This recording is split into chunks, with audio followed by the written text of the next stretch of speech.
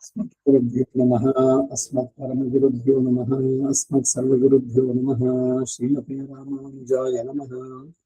रामानुजदयापात्रं ज्ञानवैराग्यभूषणं श्रीमद्वेङ्कटनाथार्यं वन्दे वेदान्तदेशिकं लक्ष्मीनाथसमारम्भां नाथयामुनमध्यमाम् अस्मदाचार्यपर्यन्तां वन्दे गुरुपरम्पराम् यो नित्यमच्युतपदाम्बुजयुग्मरुग्मं व्यामोहतस्तदितराणि धृणाय मेने अस्मद्गुरोर्भगवतस्य दैकसिन्धोः रामानुजस्य चरणौ शरणं प्रपद्ये।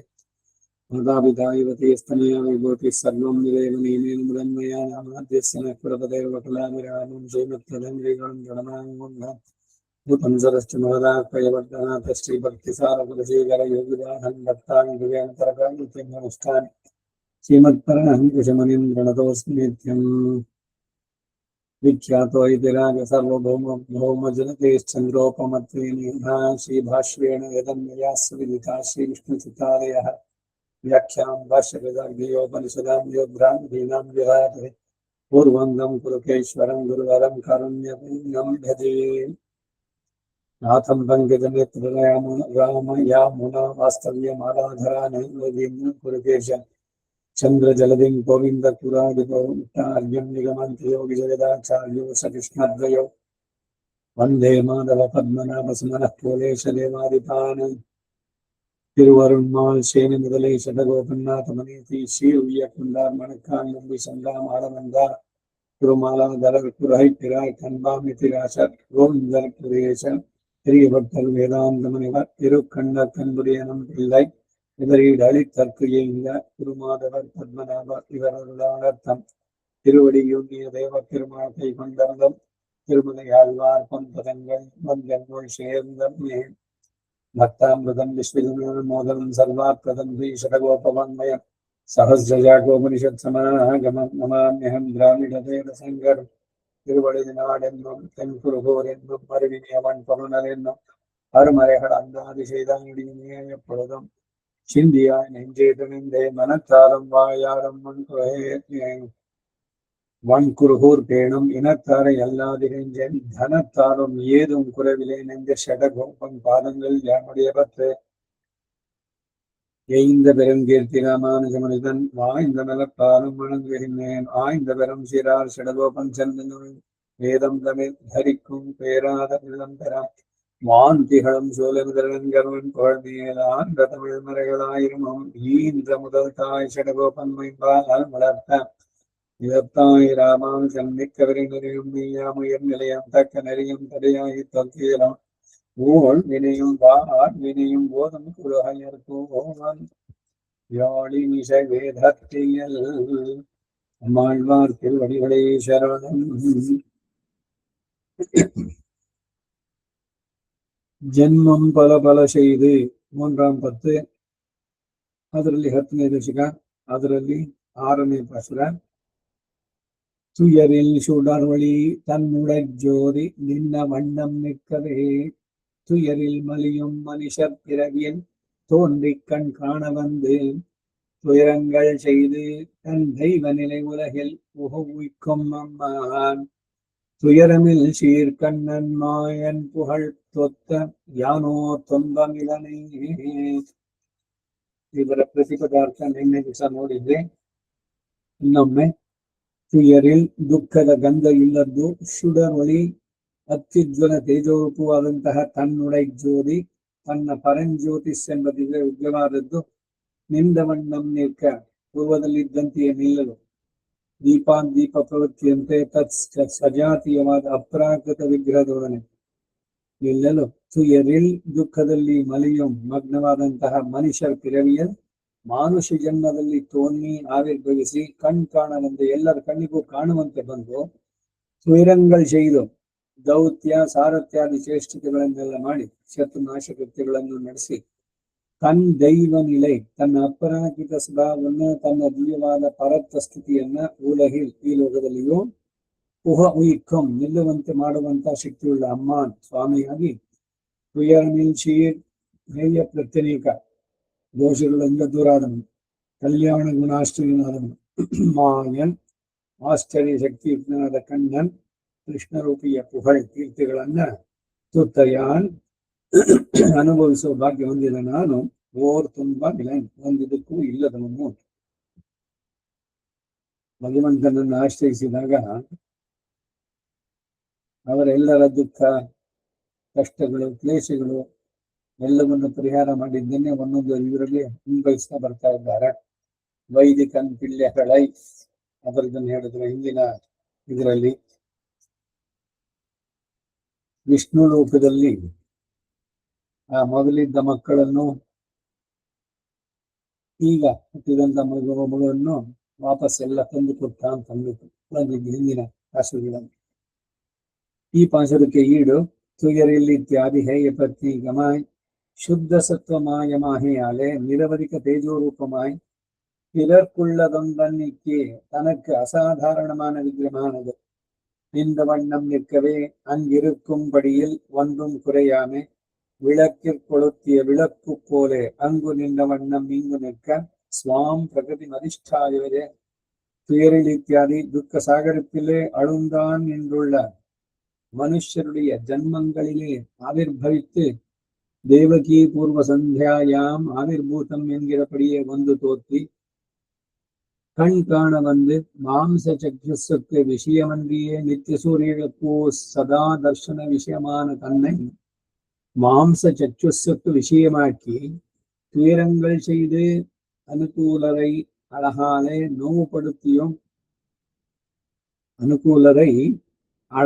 நோவுபடுத்தியும் ಪ್ರತಿಕೂಲರೈ ಆಯುಧತ್ತಾಲೆ ನೋವುಪಡುತ್ತೀಯೋ ಅಂತ ಇಬ್ಬರಿಗೂ ನೋವು. ಭಗವಂತನ ಅನುಕೂಲರಾಗಿರೋರಿಗೆ ಅಯ್ಯೋ ಅವನು ಒಮ್ಮೆ ಕಂಡ ಮರೆಯಾದೆ ಮತ್ತೆ ಯಾವಾಗ ಅವನನ್ನು ಕಾಣ್ತೇನೋ ಆ ತೀವ್ರವಾದಂತಹದ್ದು ಹುಚ್ಚಾಗ್ಬಿಡೋದು, ನೀರಿನಿಂದ ತೆಗೆದ ಮೀನಿನಂತೆ ಅವರ ಸ್ಥಿತಿ. ಆ ರೀತಿಯಲ್ಲಿ ಅವರು ಕೂಡ ಆ ವಿರಹದ ವೇದನೆ ಭಗವಂತನ ಕಾಣದೇ ಇಂತಹದ್ದು. ಹಾಗೆ ಭಗವಂತನ ವಿರೋಧಿಗಳಿಗೆ ಆಯುಧದಿಂದ ಅವ್ರಿಗೆ ನೋವು ಮಾಡಿದ್ದು. ಪ್ರತಿಕೂಲರೇ ಆಯುಧತ್ತಾಲೆ ನೋವು ಪಡುತ್ತೀಯೋ ಕೃತ್ವ ಭಾರಾವತರಣಂ ಪೃಥಿವ್ಯಾಹ ಪ್ರತಿಲೋಚನ ಮೋಹಿತ್ವಾ ಜಗತ್ಸರ್ವಂ ಗತಸ್ಯಂ ಸ್ಥಾನಮುತ್ತಮಂ. പ്രതികൂലരെ മുട്കൂലാലെ ശാടിയും അനുകൂലരെ ಕಣ್ ಅಳಹಾಲೆ ಶಾಡಿಯಂ ಓನಪಡಿ. ನನ್ನ ಕಣ್ಣಿನ ಸೊಬಗು ಅದನ್ನು ಒಮ್ಮೆ ನೋಡಿದವರಿಗೆ ಮತ್ತೆ ಬೇರೆ ಏನನ್ನು ನೋಡಬಾರ್ದು ಅನ್ನೋ ಮಾರಿಗೆ ಮೊನ್ನೆ ಕಂಡ ಕಣ್ಗಳು ಮತ್ತೊಂದಿನ ಕಾಣಾವೇನು ಕೇಳುವಂತಹ ಸ್ಥಿತಿಗೆ இணை கூத்தங்களோ என்னும் படியலே எண்ணத்து நிலையும் படி தன் தெய்வ நிலை தன்னுடைய அப்பிராகிருதமான சுபாவத்தை உலகில் இது கிட்டப்பிராகாத சம்சாரத்திலே உய்க்கும் பிரவேசிப்பிக்கும் அம்மான் அபேட்சா நிரபேட்சமாக சம்சாரிகளுக்கே தன் படிகளை வெளியிடுகைக்கு வேண்டும் பிராப்தி சொல்லுகிறது. பரமபதத்திலே நடையாட கடவ சுபாவத்தை சம்சாரிகளுக்கு தெரிவித்தது. அங்குள்ளாரோடுள்ள பிராப்தி இங்குள்ளாரோடும் ஒத்திருக்கையாலே தூத்திய சாரத்தியங்களை பண்ணி தன்படியே தெரிவித்து இச்செயலாலே லோகத்தை எழுதிக் கொண்டவன் என்றுமாம். துயரமில் சீர்கண்ணன் துயரம் இல் ಹೇಯ ಪ್ರತ್ಯನೀಕ ಕಲ್ಯಾಣ ಗುಣங்களுடைய ಕೃಷ್ಣನ್. ಒಂದು ಕಡೆ ಯಾವ ದೋಷವೂ ಭಗವಂತನಿಗಿಲ್ಲ ಅಂತ, ಅದ್ರ ಜೊತೆಗೆ ಸಕಲ ಕಲ್ಯಾಣ ಗುಣ ಪರಿಪೂರ್ಣನಾದವನು. ಇದೊಂದು ಸ್ಟ್ಯಾಂಡರ್ಡ್ ಫ್ರೇಸ್ ನಮ್ಮೆಲ್ಲ ಕಾಲಕ್ಷೇಪ ಗ್ರಂಥಗಳಲ್ಲಿ ಹೇಳೋದು. ಅಖಿಲ ಹೇಯ ಪ್ರತ್ಯನೀಕನಾಯ್ ಸಕಲ ಕಲ್ಯಾಣ ಕಲ್ಯಾಣ ಗುಣಗಳು ದಿವ್ಯ ಮಂಗಳ ವಿಗ್ರಹನಾಯ್ ಸುಯಪತಿಯಾಯ್ ಇರಂದ ಅಂತೇಳಿ ಮುಂದೆ ಶುರು ಮಾಡ್ತಾರೆ. ಇದ್ರಲ್ಲೇ ಏನು ಅಂತಂದ್ರೆ ಭಗವಂತನ ರೂಪನೇ ಇಲ್ಲ, ಆಕಾರ ಇಲ್ಲ ಅಂತ ಹೇಳೋ ವಾದಗಳೆಲ್ಲ ನಿರಸನವಾಯಿತು. ಅವನು ಶ್ರೀಯಪತಿ, ಸದಾ ಮಹಾಲಕ್ಷ್ಮಿಯೊಂದಿಗೆ ಜೊತೆನಲ್ಲೇ ಇರೋನು, ಅವರಿಬ್ಬರನ್ನ ಸಪರೇಟ್ ಮಾಡೋಕ್ಕಿಲ್ವೇ ಇಲ್ಲ. ಅಹಲಗೆಲ್ಲೇ ನೆರೆಯುವೆನ್ರಿ ರಮೇನ್ ಮಂಗೆ ಉರೈ ಮಾರ್ಭ, ಅವಳನ್ನೇ ತನ್ನ ಎದೆಯಲ್ಲಿ ಇಟ್ಕೊಂಡು ಶ್ರೀನಿವಾಸ. ಮತ್ತೆ ಅವನಿಗೊಂದು ದಿವ್ಯ ಮಂಗಳ ವಿಗ್ರಹ ಮೂರ್ತಿ, ರೂಪ ಇಲ್ಲ ಅವನಿಗೆ, ಆಕಾರ ಇಲ್ಲ ಅಂತ ಯಾರಿಗೂ ಕಾಣಿಸೋಲ್ಲ. ಆದ್ರೆ ಯಾರು ಕಾಣ್ಲೇಬೇಕು ಅಂತಂದ್ರೆ ಅವರ ಚರ್ಮ ಚಕ್ಷಸ್ಸಿಗೆ ಕಂಡ ಅವನು. ಅದನ್ನೆಲ್ಲ ಹೇಳಿ புகழ்த்துத்தையான் அவனுடைய கல்யாண குணங்களை நெருங்க புஜிக்க பெற்றனான். ஓர் துன்பம் இல்லனே. அவன் தன் அப்ராகிருத திவ்யமங்கள விக்கிரகத்தை கொண்டு இவ்வுடம்போடு அணையலாம்படி கிட்டுவானாயித்த பின்பு நான் இச்சரீரத்தை விட்டு அங்கே போய் அவ்வுடம்போடே அணைவேன் என்றால் எனக்கு ಅವನ್ ಅರುಮೈಪಡುತ್ತುಮೋ? ಪ್ರಶ್ನೆಯನ್ನು ಹಾಕಿ ನಿಲ್ಲಿಸ್ತಾರೆ. ಇದರ ಕನ್ನಡ ಅನುವಾದ ತುಯರಿಲ್ ಇತ್ಯಾದಿ. ಹೇಯ ಪ್ರತ್ಯನಿಗನಾಯ್ ಎಲ್ಲ ದೋಷಗಳಿಂದ ದೂರನಾಗಿ ಶುದ್ಧ ಸತ್ವಮಯವಾದ್ದರಿಂದ ನಿರವಧಿಕ ತೇಜೋರೂಪವಾಗಿ ಈ ತ್ರಿಗುಣಾತ್ಮಕವಾದ ಶರೀರವನ್ನ ಪಡೆದವನಲ್ಲ ಅವನು. ಸಂಭವಾಮಿ ಆತ್ಮಮಾಯಯ್ಯ ಅಂತ ಹೇಳ್ಕೊಂಡವನು. ಏನ್ ಕರ್ಮ ಮಾಡಿದ್ದ ಅವನು ಮನುಷ್ಯ ಶರೀರದಲ್ಲಿ ಹುಟ್ಟೋದಕ್ಕೆ ಅಂತ. ಇಲ್ಲಿ ಭಾಗವತದಲ್ಲಿ ಕೃಷ್ಣನ ಜನನದಲ್ಲಿ ಹೇಳ್ಬೇಕಾದ್ರೂ ವಸುದೇವ ಮೈಕ್ಷತ ಅವತರಿಸಿದ ಅಲ್ಲೇ ತಾನಾಗಿ. ಹಾಗೆ ಬೇರೆಯವರಿಗೆ ಯಾರಿಗೂ ಇಲ್ಲದಿರುವಾಗ ತನಗೆ ಅಸಾಧಾರಣವಾದಂತಹ ವಿಗ್ರಹವಾದದ್ದು. ಉಲಹಕ್ಕೋರ್ ತನಿಯಪ್ಪನ್ ಸಕಲೇತರ ವಿಲಕ್ಷಣ ಎಲ್ಲ ಒಂದೊಂದೊಂದಕ್ಕೂ ಒಂದು ತಮಿಳು ಒಂದು ಸಂಸ್ಕೃತದಲ್ಲಿ ಹೇಳಿದಂತ. ನಿಂದ್ರವಣ್ಣಂ ನಿಕ್ಕರೆ ಪರಮ ಪದದಲ್ಲಿರುವ ರೀತಿಯಲ್ಲಿ ಒಂದು ಪೂರ್ತಿಯಾಗದೆ ದೀಪದಿಂದ ಹಚ್ಚಿದ ದೀಪದಂತೆ ಅಲ್ಲಿದ್ದ ಸ್ಥಿತಿಯೇ ಇಲ್ಲಿಯೂ ಇರುವುದು. ಈ ಒಂದು ದೀಪದಿಂದ ಇನ್ನೊಂದು ದೀಪ ಹಚ್ಚಿದ ತಕ್ಷಣ ಅದ್ರ ದೀಪದಲ್ಲಿ ಬೆಳಕೇನಾದ್ರು ಕಡಿಮೆ ಆಗುತ್ತೆ. ಆ ರೀತಿನಲ್ಲಿ ನಿತ್ಯ ವಿಭೂತಿಯಾಗಿರುವಂತ ಭಗವಂತ ಅಷ್ಟೇ ತೇಜಸ್ಸು. ಅದೇ ಇದರಿಂದ ಇಲ್ಲೂ ಕೂಡ ಅವನು ಇರಬಲ್ಲ. ಇಲ್ಲಿ ತ್ರಿಗುಣಾತ್ಮಕವಾದದ್ದು ಪ್ರಕೃತಿ. ಇಲ್ಲಿ ಬಂದಾಗ ಏನೋ ಕಂಟಾಮಿನೇಷನ್ ಸೇರ್ತು, ಅದಕ್ಕೇನೋ ಕೊಡಗಿ ಕಮ್ಮಿ ಆಯ್ತು, ಅದೆಲ್ಲ ಏನಿಲ್ಲ. ಒಂದು ಕೊರತೆ ಆಗತ್ತೆ.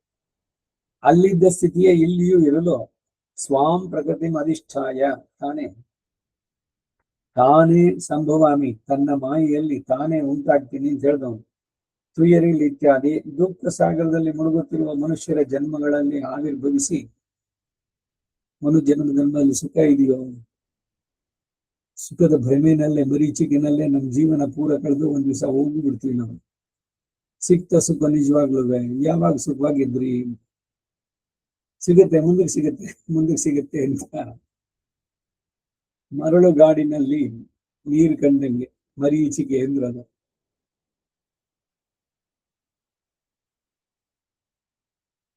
ಅದರಿಂದ ದುಃಖ ಸಾಗರದಲ್ಲೇ ಮುಳುಗ್ತಾ ಇರುವಂತಹ ಮನುಷ್ಯರ ಜನ್ಮಗಳಲ್ಲಿ ಎಷ್ಟು ತೀವ್ರವಾಗಿ ಈ ಸಂಸಾರದ ಹೇಳ್ತಾನೆ ಅಂದ್ರೆ ತಳವೇ ಕಾಣದ ಸಂಸಾರ ಇದು, ಸಾಗರ ಇದು. ಹೋಗ್ತಾ ಇರೋದು ಕೆಳಗಡೆ. ಅದು ಇದಕ್ಕೆ ಎಲ್ಲಿ ಏನೋ ಅಟ್ಲೀಸ್ಟ್ ಒಂದು ಬೇಸ್ ಸಿಕ್ತು, ಆ ಜಾಗದಲ್ಲಿ ನಿಂತ್ಕೊಂಡ್ವಿ, ಇಷ್ಟು 100 ಅಡಿ 200 ಅಡಿ ಅದಾದ್ಮೇಲೆ ಅಂತ ಅದಿಲ್ಲ. ದೇವಕಿ ಪೂರ್ವ ಸಂಧ್ಯಾಯಾಮ್ ಆವಿರ್ಭೂತಂ ಎಂಬಂತೆ ಬಂದು ಅವತರಿಸಿ ಕಾಣಲಂದು ಮಾಂಸ ಚಕ್ಷಸ್ಸಿಗೆ ಗೋಚರವಾಗದುದಾಗಿ ನಿತ್ಯ ಸೂರ್ಯಗಳಿಗೆ ಸದಾ ದರ್ಶನ ವಿಷಯವಾದಂತ ತನ್ನನ್ನ ಮಾಂಸ ಚಕ್ಷಸ್ಸಿಗೆ ವಿಷಯವನ್ನಾಗಿಸಿ ತುಯರಂಗಳ್ செய்து ಅನುಕೂಲರನ್ನ ಸೌಂದರ್ಯದಿಂದ ತನ್ನ ಸೌಂದರ್ಯದಿಂದ ವಿದ್ಧರನ್ನಾಗಿ ಮಾಡಿ ಒಮ್ಮೆ ಅವನನ್ನ ನೋಡಿದ್ಮೇಲೆ ಇನ್ನೇನು ನೋಡ್ಬೇಕು ಅಂತ ಅನ್ಸೋಲ್ಲ. ಆ ರೀತಿನಲ್ಲಿ ಇವತ್ತು ರಾಮನವನಿಗೆ ರಮಯತಿ ಇತಿ ರಾಮ, ಎಲ್ಲರ ಮನಸ್ಸನ್ನ ರಮಿಸಿದವನು ಯಾರು? ರಾಮನನ್ನ ಅಯ್ಯೋ ಅವ್ನು ಚೆನ್ನಾಗಿಲ್ಲ ನೋಡೋಕೆ, ಅಥವಾ ಅವನನ್ನು ನೋಡೋದ್ ಬೇಕಿಲ್ಲ, ಈ ಭಾವ ಯಾರಿಗೂ ಇಲ್ಲ. ಅಲ್ಲಿ ಅವನ ಶತ್ರುಗಳು ಅವನನ್ನು ಕೊಂಡಾಡಿದ್ದು, ಅವನ ರೂಪ ಅಂತಹ ರೂಪ. ಅದಕ್ಕಾಗಿ ಅವನು ರಾಮ ಅಂತ ಹೇಳಿದ್ದು. ಹಾಗೆ ತನಗೆ ಅನುಕೂಲರಾದವರನ್ನ ತನ್ನ ದಿವ್ಯಮಂಗಳ ಸೌಂದರ್ಯ ವಿಗ್ರಹ ಅದರಿಂದ ಎಲ್ಲ ಭಾಷೆಗಳಲ್ಲೂ ಕೊಂಡಾಡಿದ್ರು. ಆಲದೆಲೆ ಮೇಲೆ ಮಲಗಿದಂತವನು ಕೃಷ್ಣ ಎಲ್ಲೆಲ್ಲೂ ಕೂದಲು ತನ್ನ ಒಳಗೆ ಇಟ್ಕೊಂಡು ಮೋಹಯಿತ್ವಾ ಜಗತ್ ಸರ್ವಂ, ಪ್ರತಿಕೂಲರನ್ನ ಆಯುಧದಿಂದ ನೋಯುವಂತೆ ಮಾಡಿ ಕೃತ್ವಾ ಭಾರಾವತರಣ ಪೃಥಿವ್ಯಾ ಪ್ರತಿಲೋಚನ ಕೃತ್ವ, ಭೂಮಿಯ ಭಾರವನ್ನ ಪರಿಹಾರ ಮಾಡೋದಕ್ಕೆ. ಭೂಮಿಗೆ ಭಾರ ಅಂದ್ರೇನು? ಶಾಸ್ತ್ರ ಇವುಗಳಿಗೆ ವಿರೋಧವಾಗಿ ಅಹಂಕಾರ ಮದದಿಂದ ಒಬ್ಬಿ ಅನ್ಯಾಯದಲ್ಲೇ ಇರುವಂತವ್ರು, ಭೂಮಿಗೆ ಭಾರವಾಗುವಂತವ್ರು, ಅವರನ್ನ ನಿರಸನ ಮಾಡೋದಕ್ಕಾಗಿ ಪೃಥಿವ್ಯಾಹ ಪೃಥುಲೋಚನ ಮೋಹಯಿತ್ವ ಜಗತ್ಸರ್ವಂ ಗತಸ್ತ್ವಂ ಸ್ಥಾನಮುತ್ತಮಂ. ಇಲ್ಲಿ ಎಲ್ಲವನ್ನು ಮೋಹಯಿತ್ವ ಎಲ್ಲರಿಗೂ ಇದು ಮಾಡಿ ಗತಸ್ತ್ವಂ ಸ್ಥಾನಮುತ್ತಮಂ ತನ್ನ ಅವತಾರವನ್ನು ಮುಗಿಸಿ ಮತ್ತೆ ವಾಪಸ್ ಹೋದ. சுட்டு நன் மாலைகள் தூயன வேண்டி விண்ணோர்கள் அங்கே ಅಟ್ಟನ್ ಧೂಪಂ ಕೊಂಡೆ. ಆಳ್ವಾರಿ ಇದು ಬಹಳ ಸುಂದರವಾಗಿ ಹೇಳ್ತಾರೆ ಕೃಷ್ಣ ಅವತಾರದ್ದು. ಇಲ್ಲಿ ನಿತ್ಯ ಸೂರ್ಯಗಳೆಲ್ಲ ಅವನಿಗೆ ಇಲ್ಲಿ ಅಂತೆ ಅಲ್ಲಿ ಪೂಜೆ ಮಾಡ್ತಾರೆ. ಷೋಡಶೋಪಚಾರಗಳು, ಅರ್ಘ್ಯ ಆಚಮನ, ಸ್ನಾನ, ವಸ್ತ್ರ, ಆಭೂಷಣಗಳು, ಆಭರಣಗಳು, ಹರಿಜನ ಹರಿದ್ರ ಚೂರ್ಣ, ಇದು ಕುಂಕುಮ, ಪುಷ್ಪಗಳು, ದಿವ್ಯವಾದಂತ ಪುಷ್ಪಗಳು ಎಲ್ಲ ಅದೆಲ್ಲ ಅಲ್ಲಿರೋದೆಲ್ಲ ದಿವ್ಯ ಅನುಸರಿಸ್ಕೋಬೇಕು. ಇಲ್ಲಿ ನಮ್ಮಲ್ಲಿ ಈಗ ತುಳಸಿಯನ್ನ ಹೇಗೆ ಒಣಗಿದ್ದು ಕೂಡ ಭಗವಂತನಿಗೆ ಅರ್ಪಿಸ್ಬೋದು, ಆ ಪುಷ್ಪಗಳು ಮಲಿನವೇ ಆಗೋದಿಲ್ಲ ಎಲ್ಲ. ಯಾಕೆಂದ್ರೆ ಅದು ಹಲಂಗ ಪೆರುನಹ, ಈ ತ್ರಿಗುಣಾತ್ಮಕವಾದಂತಹ ಪರಿಣಾಮ ಹೊಂದುವಂತಹ ಪ್ರಕೃತಿ ಅಲ್ವೇ ಅಲ್ಲ, ಅದು ಅಪರಾಕೃತ ಎಲ್ಲ ಮಾಡಿಬಿಟ್ಟು ಒಳ್ಳೆ ದಿವ್ಯವಾದಂತಹ ಸಾಂಬ್ರಾಣಿ. ಆ ಸಾಂಬ್ರಾಣಿ ಹೊಗೆ ಹೇಗೆ ದೂರಸಿ ಧೂರ್ವಧೂರ್ವಂತಂ ಧೂರ್ವತಂ ಯೋ ಓಸ್ಮಾನ್ ಧೂರ್ವತಿತಂ ಧೂರ್ಭಯಂ ವಯಂ ಧೂರ್ವಾಮಸ್ತಂ ದೇವಾನಾಮಸಿ ಧೂಪಂ ಆಘ್ರಾಪಯಾಮಿ ಅಂತ. ಆ ಧೂಪವನ್ನು ಹಾಕಿದಾಗ ಎಲ್ಲ ಪೂರ ಭಗವಂತನ ತಿರುಮೇನಿ ಧೂಪದಲ್ಲಿ ಮರೆಯಾಗಿತ್ತು. ಇಷ್ಟೆಲ್ಲ ಇವರು ಮಾಡಿ ಆಮೇಲೆ ಮುಂದಕ್ಕೆ ಏನು ಧೂಪ ಆದ್ಮೇಲೆ ದೀಪ ತಗೋಬೇಕು. ದೀಪವನ್ನು ತಗೊಂಡು ಇವ್ರು ಹಚ್ಕೊಂಡು ಭಗವಂತನ ಹತ್ರ ಬರುವಷ್ಟರಲ್ಲಿ ಭಗವಂತ ಆ ಧೂಪದ ಮರೆಯಲ್ಲಿ ಅಲ್ಲಿಂದ ಸೀದಾ ಇಲ್ಲಿ ವಸುದೇ ದೇವಕಿಯ ಪುತ್ರನಾಗಿ ಜನಿಸಿ ಅವರಿಗೆ ಮಾತು ಕೊಟ್ಟಂತೆ 3 ಸಲಿ ಅವರ ಮಕ್ಕಳಾಗಿ ಹುಟ್ಟಿ ಇಲ್ಲಿನ ಆಶ್ಚರ್ಯ ಲೀಲೆಗಳು, ತನ್ನ ಬಾಲ ಲೀಲೆಗಳಿಂದ ಗೋಕುಲದಲ್ಲಿ ಎಲ್ಲರನ್ನ ಯಶೋದೆಯಿಂದ ಇವೆಲ್ಲ ಮುಗಿಸಿ ಕಡೆಗೆ ದೊಡ್ಡವನಾದ ಮೇಲೆ ದ್ವಾರಕ್ಕೆ ಬಂದು ಮಹಾಭಾರತ, ಪಾಂಡವರನ್ನ ರಕ್ಷಣೆ ಎಲ್ಲ ಅನ್ನೋದನ್ನು ಮುಗಿಸ್ಬಿಟ್ಟು ಅವರು ದೀಪ ತಗೊಳ್ಳೋಕೆ ಮತ್ತೆ ಪ್ರಸಾದದಲ್ಲಿ ಹೊಟ್ಟೋದಂತೆ. ಮಾಯನೈ ಮನ್ನ ಮದಮಧುರೆ ಮೈಂದನೈ. ಮಾಯನ್ ಅನ್ನೋ ಪದವನ್ನು ಬಹಳವಾಗಿ ಉಪಯೋಗಿಸಿದ್ದಾರೆ. ಆಶ್ಚರ್ಯ ಇಟ್ಟಿದ್ದಾನೆ. ಮಾಯ ಮಾಡಿದ್ರು ಏನೋ ಮ್ಯಾಜಿಕ್ ಮಾಡಿ ಏನೋ ಮಿರಾಕಲ್ ಮಾಡಿದ್ರು ಅಂತಲ್ಲ, ಆದ್ರೆ ಇವನು ಹುಟ್ಟಿದಿಂದಾನೇ ಅವನ್ನೆಲ್ಲ ಅತಿ ಮಾನುಷ ಕ್ರಿಯೆಗಳೇನೆ, ಯಾರು ಮಾಡದಂತ ಕೆಲಸಗಳನ್ನೇ ಕೃಷ್ಣ ನಡೆಸಿದ್ದ. ಹಾಗೆ ಮೋಹಯಿತ್ವ ಜಗತ್ಸರ್ವಂ ಗತಸ್ತ್ವಂ ಸ್ಥಾನಂ ಉತ್ತಮಂ, ಉತ್ತಮವಾದಂತ ಸ್ಥಾನ ವೈಕುಂಠಕ್ಕೆ ತೆರಳಿದ. ಅಂದ್ರೆ ಇಲ್ಲಿಯ ಅವತಾರದ ಸಮಾಪ್ತಿಯಲ್ಲ.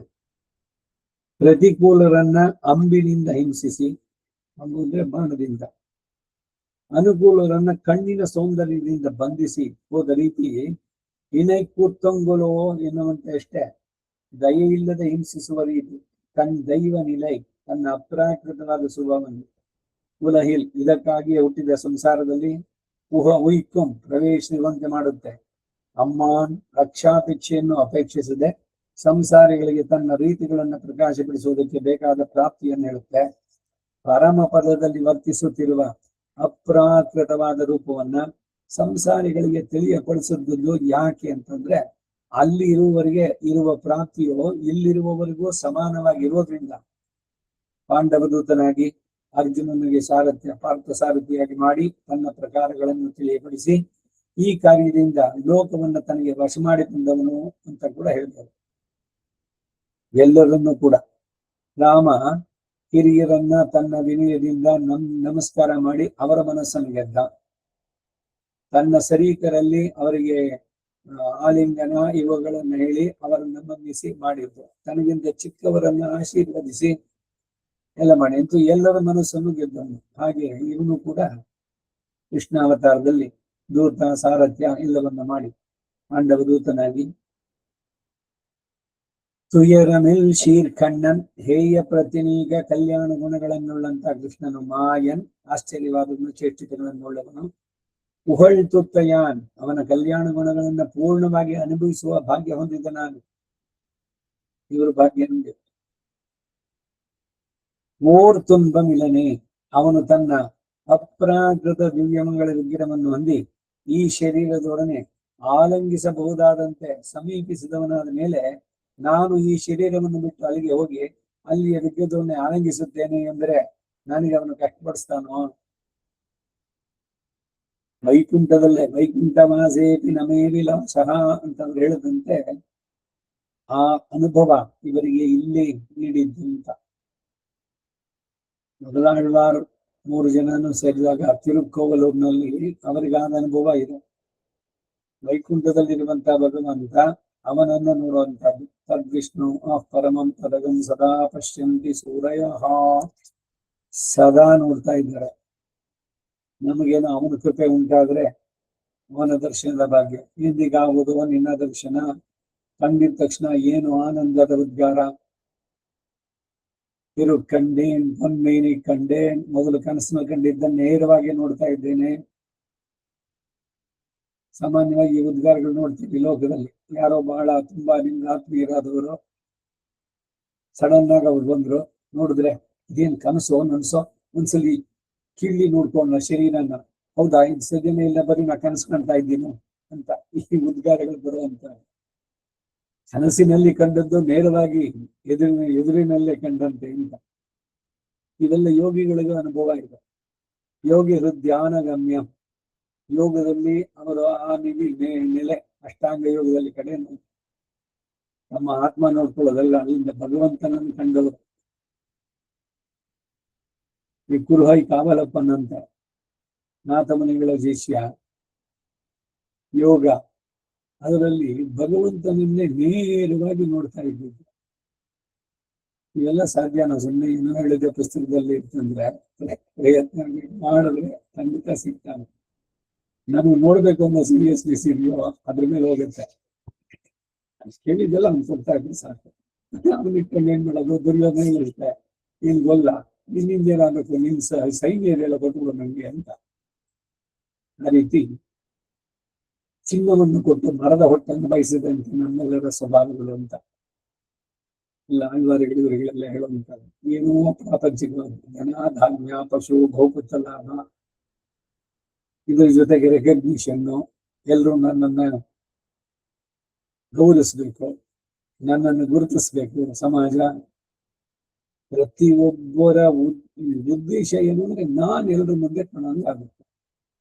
ಅದರ ಪರಾಕಾಷ್ಠ ಈಗ ಎಲ್ರಿಗೂ ಕೂಡ ನಮಗ್ ಫ್ಯಾನ್ಸು, ನಮ್ಮ ಇದ್ರದ್ದು ಏನೋ ಇದ್ರಲ್ಲಿ ಹಾಕಿದ್ದು ಅಪ್ಲೋಡ್ ಮಾಡಿದ್ದು, ಅದರಿಂದ ನನಗೆ ಫ್ಯಾನ್, ಇದ್ರದ್ದು ಇಷ್ಟು ಜನ ಬಂದ್ರು, ಏನು ಹುಚ್ಚತನಗಳಿದೆಲ್ಲ ಅನ್ಸುತ್ತೆ.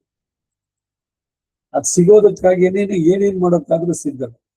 ಹೇಗಾದ್ರೂ ಏನಕ್ಕೇನು ಪ್ರಕಾರ ಏನು, ಇದೇನು ಇವತ್ತು ಹೊಸ್ತಿಂದಲ್ಲ. ಗಾರ್ಧವ ಆರೋಹಣಂ ಅಂತ ಸುಭಾಷಿತಕಾರ ಬಹಳ ತಮಾಷೆಗೆ ಹೇಳ್ತಾನೆ.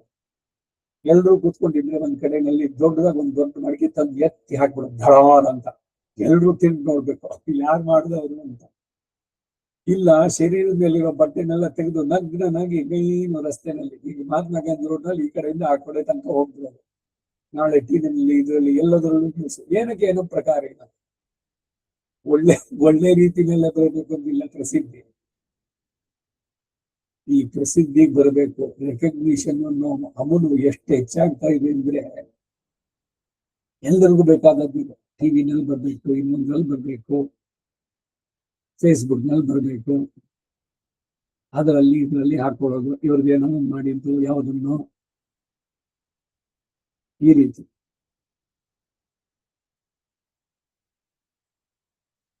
ಅದರಿಂದ ಈ ರೀತಿಯ ಹುಚ್ಚನ್ನೆಲ್ಲ ಬಿಡಿಸಿ ತಾನೆಲೆಯ ತಿಂತಿದ್ದು ದೀನತೆಯ ತೋರಿ ಅಭಿಮಾನವನ್ನು ತೊರೆದು ಕೃತಜ್ಞತೆಯ ಕಡೆದಂತೆ.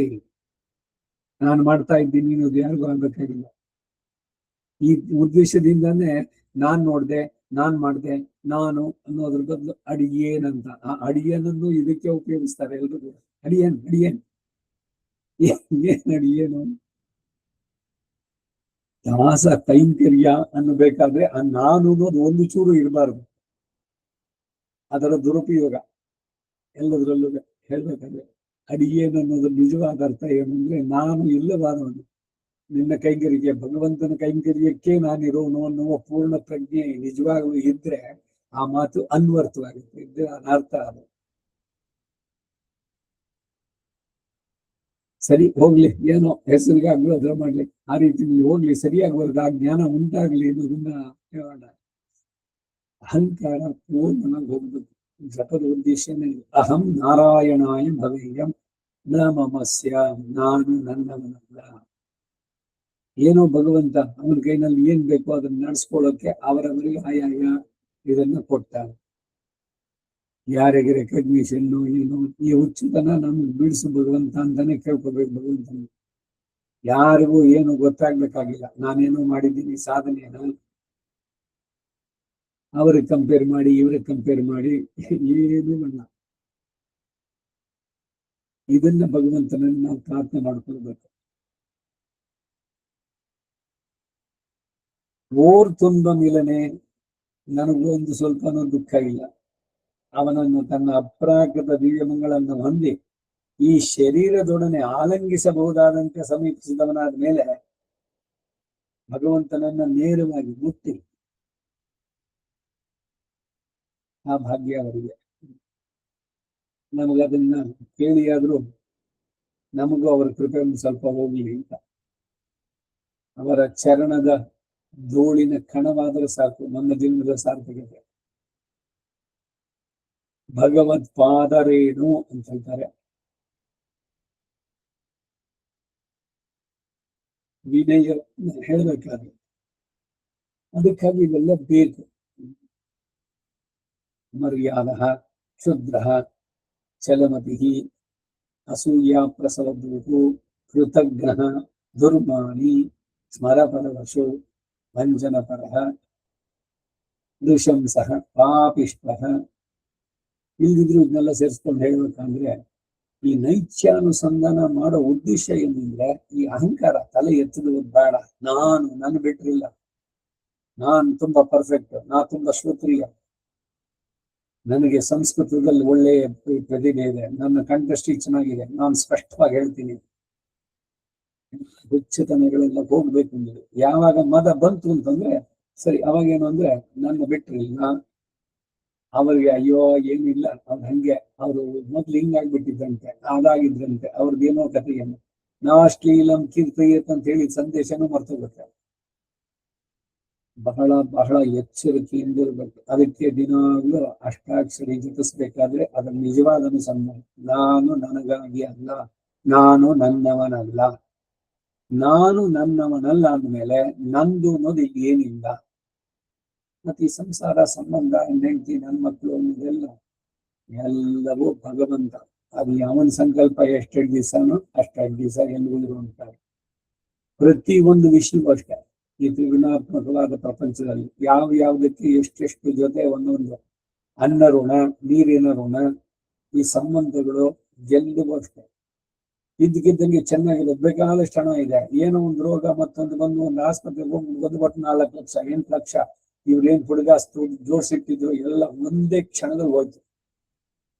ಹಾಗೆ ಇವತ್ತಿಗೆ ಇವರೆಲ್ಲ ಬಹಳ ಬಹಳ ಆತ್ಮೀಯರು, ಅಯ್ಯೋ ಇವ್ರಿಗಿಂತ ನನಗೆ ಆತ್ಮೀಯರೇ ಇಲ್ಲ ಅಂತ. ಮಾನ್ಯ ದಿವಸ ಬೆಳಗ್ಗೆ ಏನಾಯ್ತು ಏನು, ಅವ್ರ ಆ ಕಡೆ ಮುಖ ತಿರ್ಸಿದ್ವಿ, ಈ ಕಡೆ ಅಯ್ಯೋ ಇಷ್ಟೆಲ್ಲ ನಾವು ನಂಬಿಟ್ಟಿದ್ವಲ್ಲ, ಅವರನ್ನು ಇಷ್ಟೆಲ್ಲ ನನಗೆ ತುಂಬಾ ಪರಮ ಆತ್ಮೀಯರು, ಆಪ್ತರು, ಹಂಗೆ ಹಿಂಗೆ ಅನ್ಕೊಂಡಿದ್ದು. ಅವನ ಸಂಕಲ್ಪ ಇದ್ದಂಗೆ.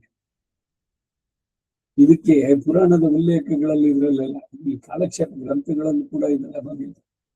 ಈ ರಾಜ್ಯತ್ರ ಸಾರ್ದು ಇದು ಬಹಳ ಚೆನ್ನಾಗಿ ಹೇಳ್ತಾ ಇದ್ರು. ಅನಂತರ ಹೇಳ್ತಾ ಇದ್ರು, ನದಿನಲ್ಲಿ ಒಂದು 2 ಕಡ್ಡಿ ಜೊತೆನಲ್ಲಿ ಅಷ್ಟು ದೂರ ಬಂತಂತೆ. ಆಮೇಲೆ ಆ ನೊರೆ ಇದರಲ್ಲಿ ಅದು ಒಂದೊಂದು ಬೇರೆ ಆಯ್ತು.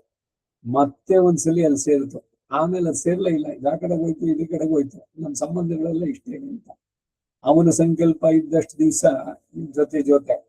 ಅದಾದ್ಮೇಲೆ ಯಾರೋ ಯಾರಿಗೆ ಯಾರು ಉಂಟು, ಎರವಿನ ಸಂಸಾರ, ನೀರ ಮೇಘನಗೊಳ್ಳೆ ನಿಜವಲ್ಲ ಹರಿಯನ್ನ, ನೀರಿನ ಮೇಲಿನ ಇರುವಂತ ನೊರೆನಲ್ಲಿರೋ ಗುಳ್ಳೆ ಅದು ನಿಜವೇನು ಅಂತಂದ್ರೆ ಎಷ್ಟು ಕ್ಷಣ ಅದು. ಮಿನ್ ನಿಲೈನ ಮಣ್ಣು ಇರಾಕೆಗಳು. ಎಷ್ಟೆಲ್ಲ ವಿಷಯಗಳು ಎಲ್ಲ ಆಳ್ವಾರುಗಳು ಸಂತರು ಇವರೆಲ್ಲ ತಿಳಿಸ್ತಾರೆ. ಇದೆಲ್ಲ ನಮ್ಮ ತಲೆಗೆ ಹೋಗುತ್ತೀವ. ಇನ್ನೂ ನಾವು ಈ ಸಂಬಂಧಗಳಲ್ಲಿ ನಂಬ್ತೀವಿ. ನನ್ನ ಮಗ, ನನ್ನ ಮೊಮ್ಮಗಳು, ನನ್ನ ಮೊಮ್ಮಗ, ಅವನು ಇವನು, ಅವರಲ್ಲಿ ಇವನು ತುಂಬಾ ಹತ್ರ, ಅವನು ಸ್ವಲ್ಪ ದೂರ, ಅವನ್ ಕಂಡ್ರೆ ಇವ್ರಿಗಾಗಲ್ಲ, ಇವನ್ ಇಷ್ಟೆಲ್ಲ ಸಂಸಾರದಲ್ಲಿ ಅದು ಒಳ್ಳೆ ಕೆಸರು, ಅದು ಹಂಚ್ಕೊಂಡಂತೂ ಚೆನ್ನಾಗಿ ಮೆತ್ಕೊಳ್ಳುತ್ತೆ. ಸೊ ಅದರಿಂದ ಅನಾಸಕ್ತಿಯಿಂದ ಇರೋದನ್ನ ಕಲಿಬೇಕು. ಇದನ್ನ ಬಿಡಿಸ್ಕೊಂಡ್ರೆ ಅವನು ಸಿಗ್ತಾನೆ ನಮ್ಗೆ ಭಗವಂತ. ಅದ್ರ ಕಡೆ ಪ್ರಯತ್ನ ಆಗುತ್ತೆ. ಅಂದ್ರೆ ಎಲ್ರು ಸಂಸಾರ ಬಿಟ್ಬಿಡಿ, ಯಾರನ್ನು ಮಾತಾಡ್ಸ್ಬಿಡಿ ಅರ್ಥ ಅಲ್ಲ. ಯಾವುದ್ರಲ್ಲೂ ಅತಿಯಾದ ಆಸಕ್ತಿ ಬೇಡ. ಬಂದ್ ಮಾತಾಡ್ಸಿಲ್ಲ ಸಂತೋಷ, ಇಲ್ಲ ನಿಮ್ ಮುಂದೆನೆ ಇನ್ಯಾರನ್ನ ಮಾತಾಡ್ಸೋದ್ರು ಹೋಗಿ ನೀವ್ ಯಾಕೆ ಕುಂತ್ಕೋಬೇಕು, ನೋಡಿ ನಿಮ್ಗೆ ಎಷ್ಟು ಅಹಂಕಾರ, ನನ್ ಮಾತಾಡ್ಸ್ಲಿಲ್ಲ. ಹೀಗ್ ಮಾಡಿ ಏನು ಅಂದ್ರೆ ನಾವು ಸಫರ್ ಮಾಡ್ತೀವಿ. ಅವ್ರ ಪಾಡ್ಗೆ ಅವ್ರು ಹೋದ್ರು, ಅವ್ರಿಗೆ ನೆನಪು ಇಲ್ಲ. ನಮ್ಮ ಮನಸ್ಸಿನಲ್ಲಿ ಏನು, ಅಯ್ಯೋ ಅವನಿಗಷ್ಟೆಲ್ಲ ಮಾಡಿದ್ದೆ, ಅವ್ನ್ ಒಂದ್ ಕಡೆ ತೆಗೆದು ನೋಡ್ಲಿಲ್ವಲ್ಲ. ಯಾಕೆಂದ್ರೆ ಎಂಟ್ಕೊಳ್ಳೋದು, ಈ ಅಂಟಿನಿಂದ ಇದೆಲ್ಲ ಹೋಗಿ ದುಃಖ ಪಡೋರು ಯಾರು? ಬಂಧನವ ಕೊಡುವನೇ ಶ್ರೀನಿವಾಸ, ಬಂಧನ ಕಳೆಯವನೇ ಶ್ರೀನಿವಾಸ. ಅದು ಎಷ್ಟು ಅಂಟ್ಕೊಂಡಿರ್ತೀವಿ ಅಂದ್ರೆ ಭಗವಂತನ ಏನೋ ಒಂದ್ ಮಾಡಿ ಬಿಡಿಸ್ಬಿಡ್ತಾನೆ. ಅಯ್ಯೋ, ಎಲ್ಲ ಸಂಬಂಧಗಳು ಎಲ್ಲವೂ ಸೇರುತ್ತವೆ, ಯಾವುದು ಎಕ್ಸೆಪ್ಷನ್ ಇಲ್ಲ. ಯಾಕೆಂದ್ರೆ ಎಲ್ಲ ಕರ್ಮದಿಂದ ಆದಂತ. ಮಗನೋ, ತಂದೆಯೋ, ತಾಯಿಯೋ, ಹೆಂಡತಿಯೋ, ಅವರೋ ಇವರೋ ಯಾರೇ ಹೇಳಿ, ಯಾರೋ ಕೆಲವು ದಿವಸ ನಿಮಗೆ ಆತ್ಮೀಯರಾಗಿದ್ರು, ಇಂಥ ದಿವಸ ಅವರು ನಿಮಗೆ ದೂರ ಆದ್ರು. ಅದರಿಂದ ನೆಚ್ಚದಿರು ಸಂಸಾರ, ನೆಲೆ ಅಲ್ಲ ಈ ಕಾಯ. It's not permanent. ಈ ಶರೀರ ಅಲ್ಲ. ಈ ಶರೀರ ನಾಶವಾಗೋಕ್ ಮೊದ್ಲು ಅವನನ್ನು ಪಡೀರಿ, ಅದು ಸಿಗುತ್ತೋ ಇಲ್ವೋ ನೋಡಿ. ಇದು ಬಹಳ ಮುಖ್ಯ ಬರಬೇಕಾದ್ರೆ. ನನಗೆ ಅವನು ಈ ಶರೀರವನ್ನು ಬಿಟ್ಟು ಅಲ್ಲಿ ಹೋಗಿ ಅಲ್ಲಿಯ ವಿಗ್ರಹಗಳನ್ನ ಆಲಂಗಿಸುತ್ತೇನೆ ಅಂದ್ರೆ ನನಗೆ ಅವನು ಕಷ್ಟಪಡಿಸ್ತಾನೆ. ಇಲ್ಲಿಯೂ ಆ ಅನುಭವವನ್ನು ಕೊಟ್ಟು ಅದು ನಿರಂತರವಾಗಿ ಅಲ್ಲಿ ಬೇಕಾಗದಂತೆಯೇ ಕೊಡುವಂತ ಪರಮ ಕರುಣಾಳು, ಆಶ್ರಿತ ವಾತ್ಸಲ್ಯಕ್ಕೆ ಜಲಧಿ. ಅದರಿಂದ ಓರ್ ತುನ್ಬಲ್ ಇಲನ್, ನನಗೆ ಒಂದು ದುಃಖವೂ ಇಲ್ಲ.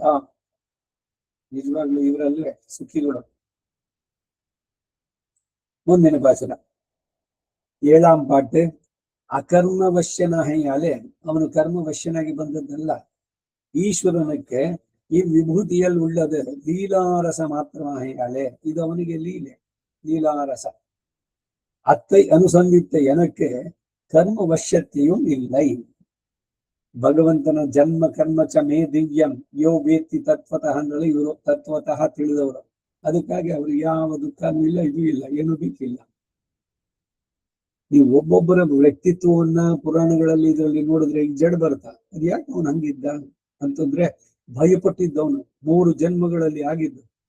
ಮೊದಲು ತುಂಬಾ ಇಷ್ಟು ಸ್ಫುರದ್ರೂಪಿಯಾದ ಪತ್ನಿ, ತುಂಬಾ ಸುಂದರಿಯಾಗಿದ್ದವಳು, ಮಗ ಬೇರೆ ಇದ್ದಾನೆ, ಆನಂದವಾಗಿ ಅಧಿಕಾರ ಇದೆ, ರಾಜನಾಗಿದ್ದಾನೆ, ಅವನು ಬಯಸಿದ್ದೆಲ್ಲ ಸಿಗ್ತಾ ಇದೆ, ಅವನ ಬಾಹುಬಲವೂ ಇತ್ತು, ಕೀರ್ತಿಯೂ ಅಷ್ಟೆಲ್ಲ ಇತ್ತು. ಎಲ್ಲವನ್ನು ಪ್ರಯತ್ನ ಪೂರ್ವಕವಾಗಿ ಬಿಟ್ಟು ಎಲ್ಲವನ್ನು ಬಿಡ್ತೀನಿ ಅಂತ ಹೇಳಿ ಕಾಡಿಗೆ ಒಂದು ಸನ್ಯಾಸಿಯಂತೆ ವಿರಕ್ತನಾಗಿ ಇದ್ದವನಿಗೆ ಎಲ್ಲಿಂದಲೋ ಮಾಯೆ, ಯಾವುದೋ ಒಂದು ಹುಲಿ ಒಂದು ಗರ್ಭಿಣಿಯಾದ ಜಿಂಕೆಯನ್ನು ಓಡಿಸ್ಕೊಂಡ್ ಬಂತು.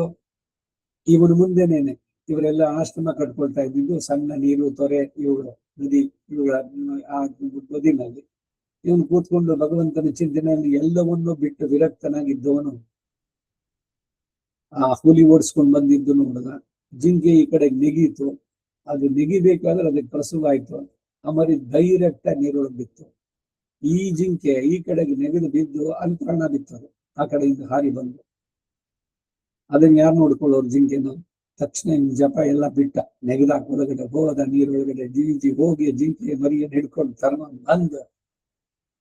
ಅದಕ್ಕೆ ಅಯ್ಯೋ ಪಾಪ ನಡುತ್ತಾ ಇದೆ ಅಂತ ಅದನ್ನ ಮೈಯೆಲ್ಲ ಒರೆಸಿ ಮಾಡಿ, ಏನದಕ್ಕೆ ತಿನ್ನೋದಕ್ಕೆ ಹಾಲೆಲ್ಲಿ ಅದಕ್ಕೆ ಕೊಡೋದು, ಹುಟ್ಟಿದ ತಕ್ಷಣನೇ ಇಲ್ವಲ್ಲ, ತಾಯಿ ಕಳ್ಕೊಂಡ್ಬಿಡ್ತು. ಯಾವ ರೀತಿ ಮಾಯೆಗಳು, ಎಲ್ಲೆಲ್ಲಿಂದ ಅಂಟುಗಳು ಸೇರುತ್ತೆ. ಯತ್ ಪ್ರಪತ್ತಿಂದಿನ ಸರ್ವಹಿ ಯಸ್ಯ ಮಾಯಾ ದುರತ್ಯ ಅಂತ.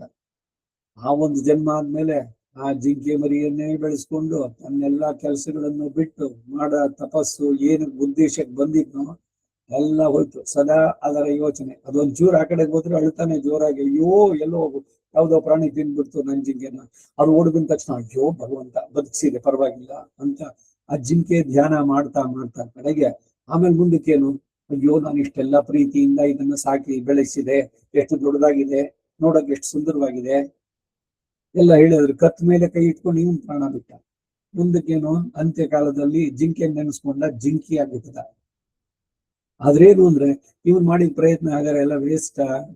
ಖಂಡಿತ ಇಲ್ಲ. ಹಿಂದಿನ ಜನ್ಮದಲ್ಲಿ ವಿರಕ್ತನಾಗಿ ಮಾಡಿ ಬಂದದ್ದು. ಜಿಂಕೆಗೆ ಹಿಂದಿನ ಪೂರ್ವ ಜನ್ಮದ ಜ್ಞಾನ ಇತ್ತು. ಸೊ ಜಿಂಕೆಯಾಗಿ ಆ ಜನ್ಮ ಬಿಟ್ಟು ಮತ್ತೆ ಆಮೇಲೆ ಹುಟ್ಟಿದವನು ಜಡಬಂತ, 3-4 ಜನ ಬ್ರದರ್ಸ್ ಜೊತೆಗೆ. ಸೊ ಅದರಿಂದ ಬಹಳ ಎಚ್ಚರಿಕೆಯಿಂದ ಅಯ್ಯೋ ಇದ್ರಲ್ಲಿ ಎಲ್ಲಿ ನನ್ಗೆ ಅಂಟ್ಕೊಂಡ್ಬಿಡುತ್ತೋ ಅಂತ ಮೂಕನಂತೀಯೋ ಪೆದ್ದನಂತೀಯೋ ಏನಿಲ್ಲ ಶುಂಠ ಆ ರೀತಿನೇ ಬಿಹೇವ್ ಮಾಡಿದ್ದು. ನಿಜವಾಗ್ಲೂ ಹಾಗಿರ್ಲಿಲ್ಲ ಅವನು. ತಂದೆ ತಾಯಿ ಗೋಳು ಇರ್ತಾರೆ ಏನೋ ಹೀಗೆ ಅಂತ, ಅವಾಗ್ಲೂ ಇವನಿಗೇನು ಅನ್ಸಲ್ಲ ಇವನ ಗತಿ ಏನು ಮುಂದಕ್ಕೆ ಅಂತ. ಆ ಕೊರಗಿನಲ್ಲೇ ತಂದೆ ತಾಯಿ ಇಬ್ರು ಹೋದ್ರು. ಅಣ್ಣ ತಮ್ಮಂದ್ರು ತೆಗೆದು ಮನೆಯಿಂದ ಹೊರಗೆ ಹಾಕಿದ್ರು. ಅಯ್ಯೋ ನನ್ನ ಆಸ್ತಿ ನನಗ್ ಭಾಗ ಬೇಕು ಏನು ಅನ್ಲಿಲ್ಲ. ಒಂದೊಂದನ್ನ ಬಂಧನಗೊಳಿಸ್ಕೊಂಡು ಎಲ್ಲೋ ಕಾಡಿ ಮೇಲೋ ನೆಲದ ಮೇಲೋ ರಸ್ತೆನಲ್ಲೋ ಎಲ್ಲೋ ಮೂಲೆನಲ್ಲಿ ಮಲಗಿರ್ತಿದ್ದ. ಯಾರೋ ಕೊಟ್ಟರೆ ತಿಂದ, ಇಲ್ದಿದ್ರು ಇಲ್ಲ. ಹಸಿವು ಅನ್ನೋದು ಕೂಡ ಇಲ್ಲ ನೋಡಿ 3ನೇ ಜನ್ಮದಲ್ಲಿ. ಈಗ ಜಡ ಬರ್ತೇನೆ ನೃತ್ಯ ಅನ್ಬೇಕು. ಈ ನಮ್ಮಾಳ್ವಾರು ಆನಂದವಾಗಿ ನನಗೆ ಅನುಭವ ಸಿಕ್ಕಿದ್ದು ಅಂತ. ಪ್ರಕೃತಿಯ ಸಂಬಂಧ ಹೀಗೆ ನಮ್ಮನ್ನ ಅದರಲ್ಲಿ ಈಡ್ ಮಾಡುತ್ತೆ ಅಂತ. ಹೊಗಳಿಕೆ ಬೇಕು. ಯಾರಾದ್ರೂ ನಮ್ಮನ್ನ ಕೊಂಡಾಡಿದ್ರೆ ಓಹೋ ಆಹಾ ನಿನ್ನೆ ಬಿಟ್ಟು ಇಲ್ಲ ಅಂದ್ಬಿಟ್ರೆ ಸರಿ ಹೊಗಳಿಕೆ ಬೇಡ, ಅವಮಾನ ಸಹಿಸ್ತಿರೋ. ಈ ದ್ವಂದ್ವಾತೀತನಾಗೋದು ಸುಲಭ ಏನು? ಸುಖ ದುಃಖ ಶೀತ ಉಷ್ಣ ಲಾಭ ನಷ್ಟ ಅಯ್ಯೋ ಅನ್ಯಾಯ ಹೋಗಿರ್ತದೆ. ಯಾವ ನ್ಯಾಯವಾದ್ದು? ಯಾವುದೋ ಒಂದು ವಸ್ತು ಅದಕ್ಕೂ ನಿಮ್ಗೂ ಇದ್ದಿದ್ದಷ್ಟೊಂದು ಸಂಬಂಧ ಹೋಯ್ತು ಆಯ್ತು. ಎಲ್ಲ ಇಂದ್ರಿಯಗಳದ್ದು ಕೂಡ ಅಷ್ಟೇ. ಅವುಗಳಿಂದ ಆ ಪ್ರಾಪಂಚಿಕವಾದ ವಿಶ್ವಗಳಿಗೆ ಬರುವಂತಹ ಸಂಬಂಧಗಳು, ಅದರಲ್ಲಿ ನಮ್ಮ ಮನಸ್ಸು ಎಷ್ಟು ತನ್ಮಯತೆಯನ್ನು ಪಡೆಯುತ್ತೆ. 4 ವರ್ಷಗಳ ಕಾಲ ನಕ್ಕು ನಲಿದಾಡಿದೆವು ಯಾವುದೋ ಭಾವಗೀತೆ ನಲ್ಲಿ. ಆಮೇಲೆ ಅವರಿಲ್ಲ ಪುರಂದರದಾಸರು ಗಿಳಿಯು ಹಾರಿ ಹೋಯಿತಲ್ಲ, ಪಂಜರದಲ್ಲಿ ಇದ್ದಂತ ಗಿಳಿ ನಾನು ಎಷ್ಟು ಪ್ರೀತಿಯಿಂದ ನೋಡ್ಕೊಂಡಿದ್ದು, ಪತ್ನಿ ಹೋದಾಗ ಅವರ ಹಾಡಿದ್ದದು ಹಾರಿ ಹೋಯಿತು.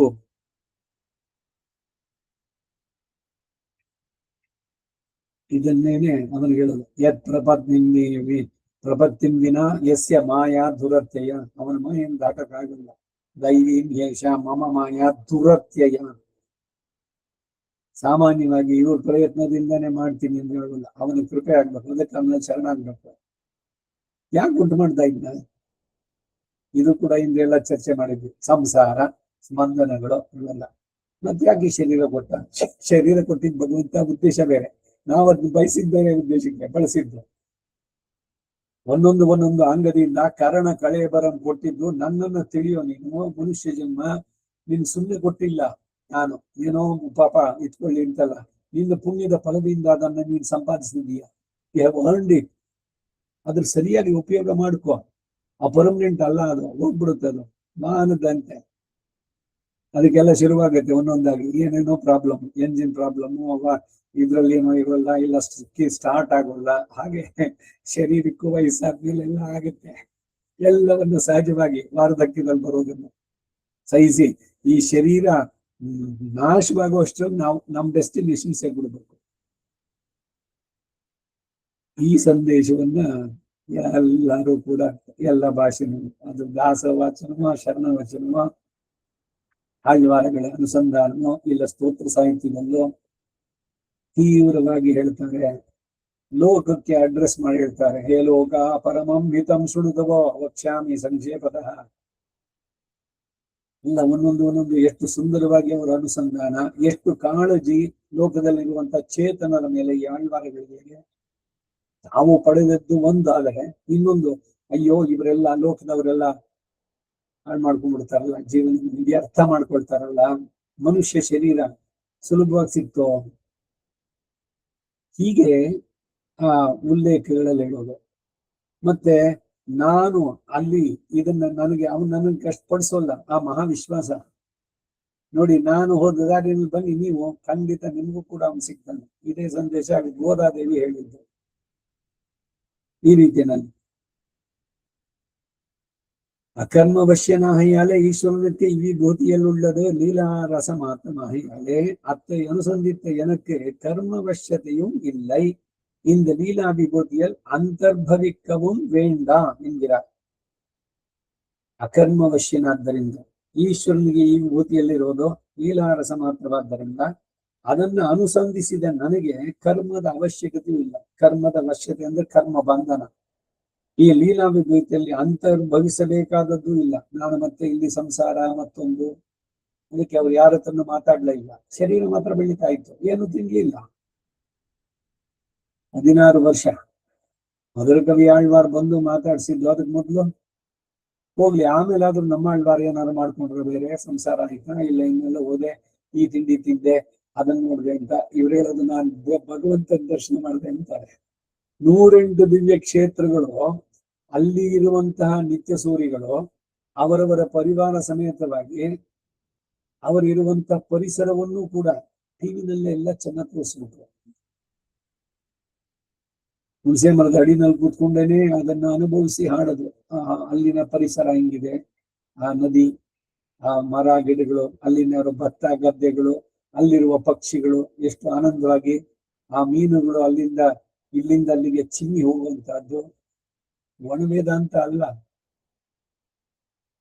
ರಸಭರಿತವಾಗಿ ಭಗವಂತನನ್ನ ಕಂಡವರು. ಅವನು ಕಾಣದೇ ಇದ್ದಾಗ ಆ ವಿರಹದ ವೇದನೆ ಆ ರೀತಿನಲ್ಲೂ ಅನುಭವಿಸಿ ಅವನನ್ನ ಕೊಂಡಾಡಿದ್ದೀವಿ. 7ನೇ ಪಾಸುರ. துன்பமும் இன்பமும் ஆகிய செய்வினையாய் உலகங்களுமாய் இன்பமில் வெண்ணரகாகி இனிய நல்வான் சுவர்க்கங்களுமாய் மண்பல் உயிர்களுமாகி பல பலமாய மயக்குக்களால் இன்புறும் இவ்விளையாட்டு உடையானை பெற்று ஏதும் அல்லல் இளனே. ಪ್ರತಿಪದಾರ್ಥ. ತುನ್ಬಮುಂ ದುಃಖವು, ಇನ್ಬಮುಂ ಸುಖವು ಆಹಿಯ ಉಂಟಾಗುವಂತೆ ಶೈವಿನಯಾಯ್ ಮಾಡಲ್ಪಟ್ಟ ಪುಣ್ಯ ಪಾಪ ರೂಪವಾದ ಕರ್ಮಗಳಿಗೆ ನಿರ್ವಾಹಕನಾಗಿ ಮನುಷ್ಯ ಶರೀರದಲ್ಲಿ ಭಗವಂತನ ಪಡೆಯಲು ಇಂತ ಮನುಷ್ಯ ಶರೀರ ಕೊಟ್ಟಿದ್ದ ಜೊತೆಗೆ ನಮ್ಮ ಪ್ರಾರಬ್ಧ ಕರ್ಮಗಳೇನಿದೆ ಪುಣ್ಯ ಪಾಪ ಅವುಗಳನ್ನು ಅನುಭವಿಸೋದಕ್ಕಾಗಿ ಇದು ಶರೀರ.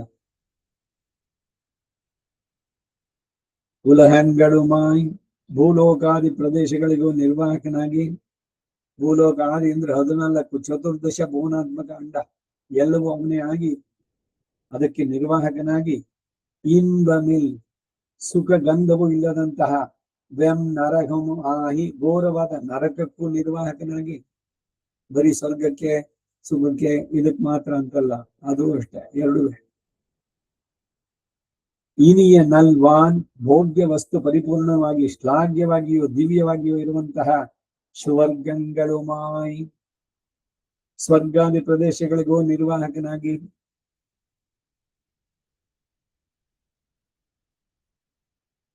ಏಕವಿಂಶತಿರ್ವೈ ದೇವಲೋಕ ಅಂತ ಒಂದು ವೇದದಲ್ಲಿ ಒಂದು ಮಾತು ಬರುತ್ತೆ.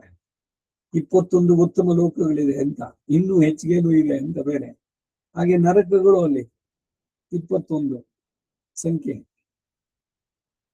ಕುಂಭಿ ಪಾಕ ಹಸಿಪತ್ರ ಬೇರೆ ಬೇರೆ ಇಲ್ಲ, ಅವ್ರವ್ರು ಮಾಡಿದ ಕರ್ಮಕ್ಕೆ. ಇಲ್ಲಿಂದ ಹೊರಟ ಆತ್ಮ ಮೊದಲು ಇಲ್ಲೇ ಹೋಗ್ಬೇಕು ಫಸ್ಟ್. ಅದು ಅವನ ಹತ್ರ ವಿಚಾರಣೆ ಆಗೇನೆ ಇವನ್ ಮಾಡಿದ್ ಒಳ್ಳೇದಕ್ಕೆ ಅವನೇನೆ ಅಲ್ಲಿ ಕಳ್ಸ್ಕೊಡೋದು. ಯಾರು? ಯಮಧರ್ಮರೂಪಿಯಾಗಿ ಭಗವಂತನೇನು. ಮೃತ್ಯೋರ್ ನಮಾಮ್ಯಹಂ. ತಪ್ಪು ಮಾಡಿದವನಾದ್ರೆ ಅದಕ್ಕೆ ಸರಿಯಾದ ಶಿಕ್ಷೆಯನ್ನು ಕೊಡ್ತಾನೆ. ಎರಡು ಅಲ್ಲಿಂದ ಆಗುವಂತಹದ್ದು. ಮನ್ಪಲ್ ಉಯಿರ್ಗಳು ಮಾಹಿ ನಿತ್ಯರಾದ ಅನೇಕ ಪ್ರಾಣಿಗಳಿಗೂ ನಿರ್ವಾಹಕನಾಗಿ, ಫಲ ಅಸಂಖ್ಯೇಯವಾದಂತಹ ಮಯ ಕುಕ್ಕಳ ಚೇತನದ ಮೋಹ ವಿಕಾರಗಳಿಂದ ಇಂಬು ಉರು ರಸಾವಹವಾದದ್ದು ಇವ್ವಿಳೆಯಾಟ ಉಡೆಯಾನೈ. ಈ ಲೀಲಾ ವಿಭೂತಿಯಲ್ಲಿ ಹೀಗೆ ಲೀಲೆಯನ್ನು ಉಳ್ಳವನನ್ನ ಪೆತ್ತು ಚೆನ್ನಾಗಿ ತಿಳಿದು ಆಶ್ರಯಿಸಿದ್ದರಿಂದ ಏನು ಸ್ವಲ್ಪವೋ ಅಲ್ಲಲ್ ಆಯಾಸವೋ ಇಲ್ಲನ್ ಇಲ್ಲದವನಾಗಿದ್ದೇನೆ. ಭಗವಂತನ ಈ ಆಶ್ಚರ್ಯ ಚೇಷ್ಟಿತೆಗಳು, ಅವನು ನಡೆಸುವಂತಹ ಜಗದ್ವ್ಯಾಪಾರ, ಇವೆಲ್ಲವನ್ನು ಕೂಡ ಸಾಕ್ಷೀಭೂತನಾಗಿ ನೋಡಿದ್ವಿ. ಸಪ್ತ ಋಷಿಗಳು, ಮಾರ್ಕಂಡೇಯೋ ಅಷ್ಟಮಃ ಅಂತಿದೆ ಪುರಾಣದ ಉಲ್ಲೇಖದಲ್ಲಿ. ಆ ಮಾರ್ಕಂಡೇಯ ಭಗವಂತನ ಬಯಸಿದ, ನೀನು ಪ್ರಳಯ ಕಾಲದಲ್ಲಿ ನೀನು ಹೇಗಿದೆಯಾ ನೋಡ್ಬೇಕಲ್ಲ ಅಂತ. ಹುಡುಗಿತ್ತಿದ್ದಂಗೆ ಎಲ್ಲ ಕಡೆಯಿಂದ ಏನು ನೋಡ್ತಾ ಇದ್ದು ಕೂತಿದ್ದಾನೆ. ಕೂತಿದ್ದ ಜಗದಲ್ಲೇ ಎಲ್ಲ ಪೂರ ನೀರಿನಲ್ಲಿ ಆವೃತವಾಯಿತು. ಆ ಪ್ರಳಯ ಕಾಲದಲ್ಲಿ ಆಲಮ ಮರತಿ ನಿಲೆ ಮೇಲೋರು ಬಾಲಗನಾಯಿ, ಇವನು ಎಲ್ಲವನ್ನು ವೀಕ್ಷಣೆ ಮಾಡ್ತಾ ಇದ್ದಾನೆ. ಭಗವಂತ ಇವರು ಹೇಳಿದ್ದಕ್ಕೆ ಇದರಲ್ಲಿ ಅವನೇನೆ ಇವಾಗ ನಿನ್ ಪಕ್ಕದಲ್ಲಿ ಬಂದು ಕೂತಿದ್ದಾನೆ. ಧರ್ಮರಾಜ, ಯಾಕೋ ನಿನಗೆ ದುಃಖ? ಜೊತೆಗೆ ಅವನೇ ಇರಬೇಕಾದ್ರೆ ಇವೆಲ್ಲ ಪಾಸಿಂಗ್ ಕ್ಲೌಡ್ಸ್, ಅಷ್ಟ ಚದುರುವಂತ ಮೋಡಗಳು, ಚಲಿಸುವ ಮೋಡಗಳು. ಸುಖ ದುಃಖ ದ್ವಂದ್ವಗಳಿಂದ ಅತೀತನಾಗ್ಬೇಕು. ಭಗವಂತನ ಸಂಕಲ್ಪ ಮಾರ್ಕಂಡೇಯ ಬದ್ಧದಲ್ಲಿದೆ. ಯಾಕೆ? ತಾನು ಹೇಳೋಕ್ಕಿಂತ ಈಗ ಮಹಾಭಾರತ ಅಂತ ಇದೆಯಲ್ಲ, ರಾಜಧರ್ಮ ಭೀಷ್ಮನಿಂದ ಬಾಯಿನಿಂದ ಹೇಳಿಸುವಂತಹದ್ದು. ತಾನೇ ಹೇಳ್ಕೊಂಡ್ರೆ ಅವನನ್ನು ಅವನೇ ಹೇಳ್ತಾ ಇದ್ದಾನೆ. ಬ್ಲೋಯಿಂಗ್ ಇಸ್ ಓನ್ ಟ್ರಂಪೆಟ್ ಅಂತ ಇಂಗ್ಲಿಷ್ ನಲ್ಲಿ ಇರೋದು. ಅವನ ಬಗ್ಗೆ ಅವನೇ ಹೇಳ್ಕೊಳ್ಳೋದು. ಘೋಷ ದೊಡ್ಡ ಓಲಗ ಇದನ್ನು ಇಟ್ಕೊಂಡು ನಾನು ನಿಂತವನು, ನನ್ನ ಸಾಧನೆ ಇತ್ತು ಅಂತ ಆತ್ಮ ಪ್ರಶಂಸೆ, ತನ್ನ ಸ್ವಪ್ರತಿಷ್ಠೆ, ಇವುಗಳನ್ನು ಲೋಕದಲ್ಲಿ ಇದು. ಅಯ್ಯೋ ಬಿಡಿ, ಅವನು ಶುರು ಮಾಡೋದ್ ನಿಲ್ಸೋಲ್ಲ, ಅವನ್ದೇನೆ, ಅವನ್ ಇಲ್ದಿದ್ರೆ ಏನು ಆಗೋಲ್ಲ ಅಂತ ಹೇಳ್ತಾರೋ ಇಲ್ವಾ ಸಮಾಜದಲ್ಲಿ? ಯಾವುದು ಅತಿ ಆದ್ರೆ ಲೋಕದಲ್ಲಿ ಇದಿದೆಯಲ್ಲ. ಹಾಗೆ ನಾನು ಹೇಳಿದ್ದಾಯ್ತು ಭಗವದ್ಗೀತೆಯಲ್ಲಿ, ಮನ್ಮನಾಭವ ಮದ್ಭಕ್ತೋ ಮಧ್ಯಾದಿ, ನಮಸ್ಕಾರ ಮಾಡುವ 2-3 ಸಲ ಹೇಳಿದ್ದಾಯ್ತು. ಸೊ ಅದಕ್ಕಾಗಿ ಲೋಕಕ್ಕೆ ಮತ್ತೆ ನನ್ನನ್ನು ಚೆನ್ನಾಗಿ ತಿಳಿದವನು ಹೇಳಿದ್ರೆ ಅದಕ್ಕೆ ಹೆಚ್ಚಿಗೆ ವ್ಯಾಲ್ಯೂ ಉಂಟು. ನಾವೇ ನಮ್ದನ್ನ ತಿಳಿಸೋದಕ್ಕಿಂತ ಇನ್ಯಾರು ಗಮನಿಸಿ ಅದನ್ನು ಹೇಳಿದ್ರೆ ಅದಕ್ಕೆ ಬೇರೆಯ ರೀತಿಯ ಇರುವಂತಹದ್ದು, ಸಮಾಜ ಸ್ವೀಕಾರ ಮಾಡುವಂತಹದ್ದು. ಹಾಗೆಯೇ ಭಗವಂತ ತನ್ನ ಭಕ್ತರ ಮೂಲಕ ಇವುಗಳನ್ನು ತಿಳಿಸಿದ್ದು. ರಾಜಧರ್ಮ ಇವಾಗ ಆರಂಭ ಆಗಿ ಶಾಂತಿ ಪರ್ವದಲ್ಲಿ ಈ ವಿಳೆಯಾಟ ಒಡೆಯಾನೈ, ಈ ಲೀಲಾ ವಿಭೂತಿಯಲ್ಲಿ ಹೀಗೆ ಲೀಲೆಯನ್ನು ಉಳ್ಳವನನ್ನ ಚೆನ್ನಾಗಿ ತಿಳಿದು ಆಶ್ರಯಿಸಿದ್ರಿಂದ ನನಗೆ ಯಾವ ದುಃಖವೋ ಆಯಾಸವೋ ಏನೂ ಇಲ್ಲ, ಆನಂದವಾಗಿದ್ದೇನೆ. ಈ ಯೋಗದಲ್ಲಿ ಒಂದು 3 ಸ್ಟೇಟ್ಮೆಂಟ್ ತಗ, by the grace of god ನಾನು ಸೇರಿಸಿದೆ ಅದಕ್ಕೆ. I am happy, I am healthy, I am strong. ಪ್ರತಿದಿನ ಇದನ್ನು ಹೇಳಿ, ನಾನು ಸಂತೋಷವಾಗಿದ್ದೇನೆ, ನಾನು ಶಕ್ತಿವಂತನಾಗಿದ್ದೇನೆ, ನಾನು ಆರೋಗ್ಯವಾಗಿದ್ದೇನೆ, ನಾನು ಸಂತೋಷವಾಗಿದ್ದೇನೆ. ಇವುಗಳನ್ನ ಪುನಃ ಪುನಃ ರಿಪೀಟ್ ಮಾಡಿ. ಇಂತ ಮನಸ್ಸಿಗೆ ಇದನ್ನು ಕೊಡುವಂಥದ್ದು ಒಳ್ಳೆಯ ಪಾಸಿಟಿವ್ ಥಾಟ್ಸ್ ಬರಬೇಕು ಅಂತ. ಅಯ್ಯೋ ನನಗಾಗಲ್ಲ, ಯಾರಾದ್ರು ಕೇಳಿಸೋದು, ಅಯ್ಯೋ ಕಾಲು ನೋವು, ಬರೀ ಕಾಲು ನೋವು ಜಪ್ಪೆ ಆದ್ರೆ ಆ ಕಾಲು ನೋವು ಇನ್ನೂ ಜಾಸ್ತಿ ಆಗ್ತಾ ಹೋಗುತ್ತೆ. ಅದು ಬಿಟ್ಬಿಡಿ. ಅದನ್ನ ಕೇಳಿದ್ರೆ ಚೆನ್ನಾಗಿದೆ, ಫಸ್ಟ್ ಕ್ಲಾಸ್ ಆಗಿದ್ದೀನಿ. ಅದು ಹೇಳುದೇನು, ಐ ಆಮ್ 80 years ಯಂಗ್, ನಾನು 80 ವರ್ಷದ ಯುವಕ, ನನಗೆ 80 ವರ್ಷ ವಯಸ್ಸಾಯ್ತು ಅಂತ ಹೇಳೋದು. ಐ ಆಮ್ ಓಲ್ಡ್ ಅಂತ ಹೇಳೋದು ಸರಿನೇ. ಅಧ್ಯಾತ್ಮದಲ್ಲಿ ಹೇಳುವುದು ಅಷ್ಟೇ. ಪ್ರತಿದಿನ ನಾವು ಆನಂದವಾಗಿರೋಣ, ಅದನ್ನ ಬಾಯಿನಲ್ಲಿ ಹೇಳಿ. ಇನ್ನೊಂದು ಸ್ವಲ್ಪ ಮನಸ್ಸಿಗೆ ಚೆನ್ನಾಗಿ, ನಾನು ಶಕ್ತಿವಂತನಾಗಿದ್ದೇನೆ, ಅಯ್ಯೋ ಏನು ಆಗೋದೇ ಇಲ್ಲ, ನನಗೆಲ್ಲ ಮರ್ತೋಗುತ್ತೆ, ನೆನಪೇ ಆಗೋಲ್ಲ, ಇದು ಮತ್ತೆ ರಿಪೀಟ್ ಮಾಡ್ಬೇಡಿ. ಖಂಡಿತ ಅದನ್ನ ಈ ಮಾಡರ್ನ್ ಇದು ಅಥವಾ ಯೋಗಕ್ಕೆ ಎಕ್ಸ್ಪರ್ಟ್ಸ್ ಹೇಳ್ಬೇಕಾಗಿಲ್ಲ, ನಮ್ಮದ್ರಲ್ಲೇ ಇದೆ. ಸಂತೋಷವಾಗಿರೋಣ, ಮನಸ್ಸು ಯಾವಾಗಲೂ ಯುವಕವಾಗಿಯೇ ಇರಲಿ, ಅದಕ್ಕೆ ವಯಸ್ಸಾಗೋದು ಬೇಡ. ಮನಸ್ಸಿಗೆ ದೇಹ ಶರೀರಕ್ಕಾಗುತ್ತೆ, ಅದಕ್ಕೇನು ಇದೇ ಮಾಡೋದು ಬೇಡ. ಅವಾಗ ಯಾವುದೇ ಒಂದು ದುಃಖವೋ ಕ್ಲೇಶವೋ ಕಷ್ಟವೋ ಅದು ತುಂಬಾ ಬೃಹತ್ತಾಗಿ ದೊಡ್ಡದಾಗಿ ಕಾಣಿಸೋದು. ಬೆಟ್ಟದ ಹಾಗೆ ಬರುವಂತ ಸಮಸ್ಯೆಗಳು ಹುಲ್ಲು ಕಡ್ಡಿ ಎತ್ತಿದಷ್ಟೇ ಹಗುರವಾಗಿ ಪರಿಹಾರ ಮಾಡ್ತಾನೆ. ಏನ್ ನೀವು ಹೇಳಿದ ತಕ್ಷಣ ಬಂದ್ಬಿಡುತ್ತೆ ಅಂತೆಲ್ಲ, ಭಗವಂತನನ್ನ ನೆನೆಸ್ಕೊಂಡು ಅದಕ್ಕೆ ಮುಂದೆ ಸೇರಿಸ್ಕೊಳ್ಳಿ. ಭಗವತ್ ಕೃಪೆಯಿಂದ ನಾನು ಆರೋಗ್ಯವಾಗಿದ್ದೇನೆ. ಭಗವಂತನ ಕೃಪೆಯಿಂದ ನಾನು ಸಂತೋಷವಾಗಿದ್ದೇನೆ. ಭಗವಂತನ ಕೃಪೆಯಿಂದ ನಾನು ಆರೋಗ್ಯ ಶಕ್ತಿವಂತನಾಗಿದ್ದೇನೆ ಅಂತ ದಿವಸ 3 ಸಲ ಹೇಳ್ಕೋಬೇಕು ಅಂತ.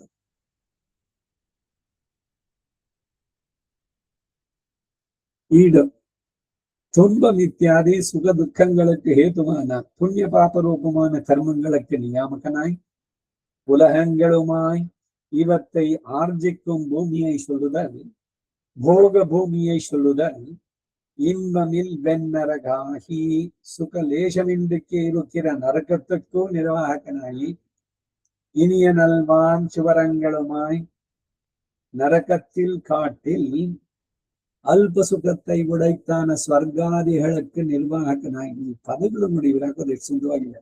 ಸ್ವರ್ಗ ಭೋಗ, ಓಹೋ ಏನು ಅದು ಸ್ವರ್ಗ ಅಂತ. ಅಲ್ಪ ಸುಖத்தை ಉಡೈತಾನ ಎಲ್ಲ ಏಕವಿಂಶತರೆ ವೈ ದೇವಲೋಕ ಇವೆಲ್ಲ ಅಷ್ಟೆ, ಇನ್ಕ್ಲೂಡಿಂಗ್ ಸತ್ಯಲೋಕ, ಬ್ರಹ್ಮನ ಲೋಕನೂ ಅಷ್ಟೆ. ಇಲ್ಲಿಗಿಂತ ಅದು ಬೆಟರ್ ಅಷ್ಟೆ. ಆದ್ರೆ ಪೂರ್ಣ ಇದಾಗಿದ್ದಲ್ಲ, ಪೂರ್ಣವಾಗಿ ಚೆನ್ನಾಗಿರೋದು ಅಂದ್ರೆ ವೈಕುಂಠವೇ. ಇದೆಲ್ಲ ಕ್ಷೀಣೆ ಪುಣ್ಯ ಮರ್ತ್ಯ ಲೋಕ ವಿಶಾಂತಿ.